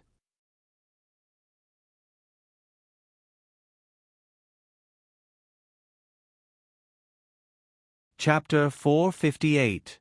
Shishang didn't know that Lu Ruo and the system had figured out that she had a space. She pinched Xiaohe's chin and asked her with a smile, "Say it again. Who ordered you to do this?" "It was me." Xiaohe was in so much pain that she almost lost consciousness. Now that Shishang was pinching her, her face was red and she had difficulty breathing. Her vision blurred. The woman pinching her smiled brightly. Xiaohe's sorry figure was reflected in the woman's calm eyes. Meeting her gaze, Xiaohe felt as if she was standing on the edge of a cliff and there was a bottomless abyss behind her. She would fall down if she wasn't careful. She was surrounded by imperial guards, but she turned a blind eye to them. She didn't care whether they would rush up and give her a fatal blow. Wasn't she afraid of death? Xiaohe had this question in her mind. But soon, she didn't have time to think about it. She opened her mouth like a fish out of water and breathed with difficulty. The oxygen in her chest was getting less and less. "Don't worry. If you die, I'll send your brother down to accompany you." Shishang leaned closer to Xiaohe and said viciously, "No, no. She only had one family member. She couldn't let her brother die. But why did everyone threaten her with her brother? She just wanted to live a good life. Why was it so difficult?" "Because this is your weakness." Shishang loosened his grip to let Xiaohe breathe. "That's why they can easily control your fate." Weren't you the same?" "It's not the same." Shishang's eyes curved. "I have nothing to fear. I'm not afraid of death. I'm not afraid of them. But your family, I don't care about them." Shishang seemed to know what Xiaohe was thinking. She didn't care about them. So their life and death had nothing to do with her. "Will you save my brother?" Xiaohe squeezed out a few words. "No." Xiaohe's eyes were filled with despair. "Because he's already dead." Shishang made up a random story. Xiaohe's eyes widened. "You're lying. How did you know?" "I'm from the Zhuang family." Xiaohe's face lost its last bit of color. "Do you want revenge?" Shishang chuckled. He was like a demon that had crawled out of hell, tempting people who were walking on the boundary between the black and white and making them fall into darkness. "If you want revenge, tell me who ordered you to do this." Xiaohe gasped for breath very quickly. She turned her head with difficulty to look at Consort Shu. "Your Majesty, Yun Jieyu's disrespect is tantamount to treason. What are you waiting for?" Consort Shu angrily shouted. Shishang's arrogant and condescending attitude had indeed infuriated Yuan Sun. "Arrest her." The imperial guards heard the news and moved into action. Shishang took out a strange stone from her space and pinched it lightly, causing an invisible airflow to spread out. The iron sword was not by his side. Only an idiot would fight them with his broken body. The Imperial guards who rushed forward crashed into the transparent barrier and were knocked dizzy. The group of people scratched their heads in confusion. They stretched out their hands to touch the area in front of them, but there was no obstruction. However, when they continued to charge in, it was the same as before. They couldn't charge in no matter what. Everyone was dumbfounded. What was that? Monster! Someone shouted. There's a monster! In this purely ancient world, monsters were definitely very frightening. They believed in gods and were afraid of demons and ghosts. The Imperial guards scrambled back, looking at Shi Shang in horror. It was as if Shi Shang was not a beautiful girl, but a monster with a green face and fangs, with 3 heads and 6 arms. Shi Shang rolled his eyes. Monster my ass! Was there a monster that looked as good as her? Sir Ming, come here. Someone waved at Ming Jin. This Yun Jie you was too strange. Ming Jin looked Shi Shang up and down, his gentle gaze landing on her hand. He saw her take something, but it was too small. She held it completely in her hand, so he couldn't see what it was. What are you looking at? Shi Shang felt like he was being sized up by a sophisticated instrument, so he glared fiercely at her. Ming Jin blinked, then spread his sleeves and said with a smile, "You're going to strangle her to death." Shi Shang looked down. He hadn't noticed just now and had used too much strength. Xiao He's face was already blue, and it looked like she would die at any moment. No one could enter, so Shi Shang released Xiao He. Xiao He panted quickly, and only calmed down when she had enough oxygen in her chest. Perhaps because she had just walked on the brink of death, Xiao He didn't show any fear at the word monster. Instead, she glared fiercely at Consort Shu. It's Consort Shu. Xiao He gritted her teeth and said, Consort Shu planned all of this. This servant is telling the truth this time. If I lie, may the heavens strike me with 5 bolts of lightning. Shi Shang looked at Consort Shu. However, the people on the other side had long been scared witless by Monster Sheng. No one was paying attention to what they were talking about. As a top student who had undergone scientific education, Lu Ruo really wanted to say that it was impossible for there to be a monster. However, when she thought about her current situation, she swallowed her words. Even transmigration had happened, so monsters and whatnot seemed to be normal. I say. Shi Shang raised his chin. Monster, don't come any closer. De Gonggong stood in front of Yuan Sun, his expression saying, If you dare come any closer, I'll fight you to the death. Shi Shang. Where's I's sword? Yuan Sun had been sizing up Shi Shang. He didn't look very afraid, but his gaze wasn't very good. My God. What kind of evil idea was this male lead up to now? Consort Shu. Shi Shang looked at Consort Shu. Consort Shu trembled. She grabbed Yuan Sun's sleeve and tried to shrink back. It wasn't me. Don't look for me. Consort Shu's face was deathly pale. Her eyes were filled with fear as she shook her head and muttered. How dare you quibble? Shi Shang raised his eyebrows. Your servant girl has already confessed. No, it wasn't me. She's spouting nonsense. Consort Shu's voice was trembling so much that it was almost out of tune. You're saying that I've wronged you? Shi Shang's expression turned serious. Consort Shu grabbed Yuan Sun's sleeve. Your Majesty, she's a monster. She's a monster. Hurry up and kill her. How dare you call this great immortal a monster? Have you eaten a bear's heart or a leopard's gall? Shi Shang shouted without warning. The host was going to start acting cool again. Consort Shu was so frightened by Shi Shang's shout that she trembled. Liquid actually flowed out from under her gorgeous clothes, and an unpleasant smell spread through the air. Go get Master Shukong, Yuan Sun calmly instructed De Gonggong. De Gonggong was actually a little scared. Monsters and whatnot were rumored to eat humans. He carefully moved outside. Seeing that Shi Shang had no intention of stopping him, he ran out of the main hall as fast as he could. De Gonggong's entire body went limp after he left the main hall. There's a monster. There's a monster. Look for Master Shukong. Master Shukong. De Gong looked left and right for a while, determined the direction, and then dashed out at the speed of a 100-meter sprint. The imperial family would more or less keep a few Taoist priests, just in case there really were supernatural things. This Master Shukong was obviously raised by the imperial family.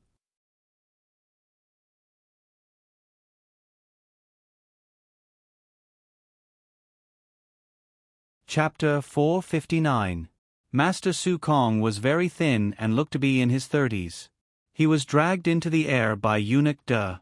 When he came in, he was panting, and his beard was sticking up into the sky. That's her, that's her. Master, quickly take her in. Eunuch De pointed at Shi Shang, who was still standing in his original position, and screamed in a shrill voice. She's a demon. Su Kong panted, then looked at Shi Shang in the center of the field. His eyes narrowed. Wasn't this imperial consort Yun? When he arrived, Eunuch De kept saying there was a demon. He didn't even have time to ask what was going on. Now that he saw Shi Shang, Su Kong was dumbfounded. Master, take a look and see if she's a demon, Yuan Sun said. Yes. Su Kong stroked his beard, his gaze sweeping over Shi Shang. Everyone around seemed to sigh in relief. Clearly, Su Kong held a very high position in their hearts. With him around, they didn't seem to need to fear demons. Su Kong calmly took down the box slung over his shoulder and opened it. There were all kinds of props inside, such as talismans, cinnabar, and a pocket-sized wooden sword. But when Su Kong took out the sword, it immediately lengthened. Gasps came from all around. Shi Shang rolled his eyes. That wooden sword was obviously specially made, the kind that could shrink. Shi Shang looked coldly at Su Kong, who was busy there. Someone placed an altar in front of him. There was nothing else on the altar except a piece of yellow paper. Sir, please stand a little further away, Su Kong said to Ming Jin after setting up the items. Maybe I'm a demon too? Ming Jin replied with a smile. Su Kong's face darkened. He looked at Yuan Sun. Yuan Sun nodded slightly, indicating that he didn't need to worry about him. Only then did Su Kong close his eyes and mutter to Shi Shang. Shi Shang looked askance at Ming Jin. What was this man trying to do? Ming Jin smiled at Shi Shang. Shi Shang rubbed the stone in his hand with his fingertips, then gave him a sinister smile. The entire hall was silent. Everyone's attention was on Su Kong. Following Su Kong's voice, the yellow paper on the table began to change. Red words appeared. The words looked like they were written by a dog. Shi Shang did not recognize them. However, Void's expression changed drastically. Your Majesty, there is indeed demonic qi. Ah. It really is a monster. We've been living with monsters for so long. It's so scary. Master, why aren't you taking her in? Eunuch De urged the Void. Void nodded and took out an empty bowl from the box. First, he cut his wrist to let out some blood. Then, he put some strange things in it. Shi Shang, if there really is a demon here with your formation, who knows how many times you would have died. Evildoer, die. Su Kong roared loudly as he pointed his wooden sword at Shi Shang. He splashed the bowl of blood at Shi Shang. Ming Jin's body moved slightly, but in the next second, he paused. The viscous blood was blocked in midair, as if it was splashed on glass, slowly flowing down from the Void. The Void was not here before, so it was obvious that it did not know that there was a transparent barrier there. This time, Su Kong was dumbfounded. I didn't look for you. How dare you come in front of me and pretend to be a ghost? Shi Shang imitated the Void and roared back.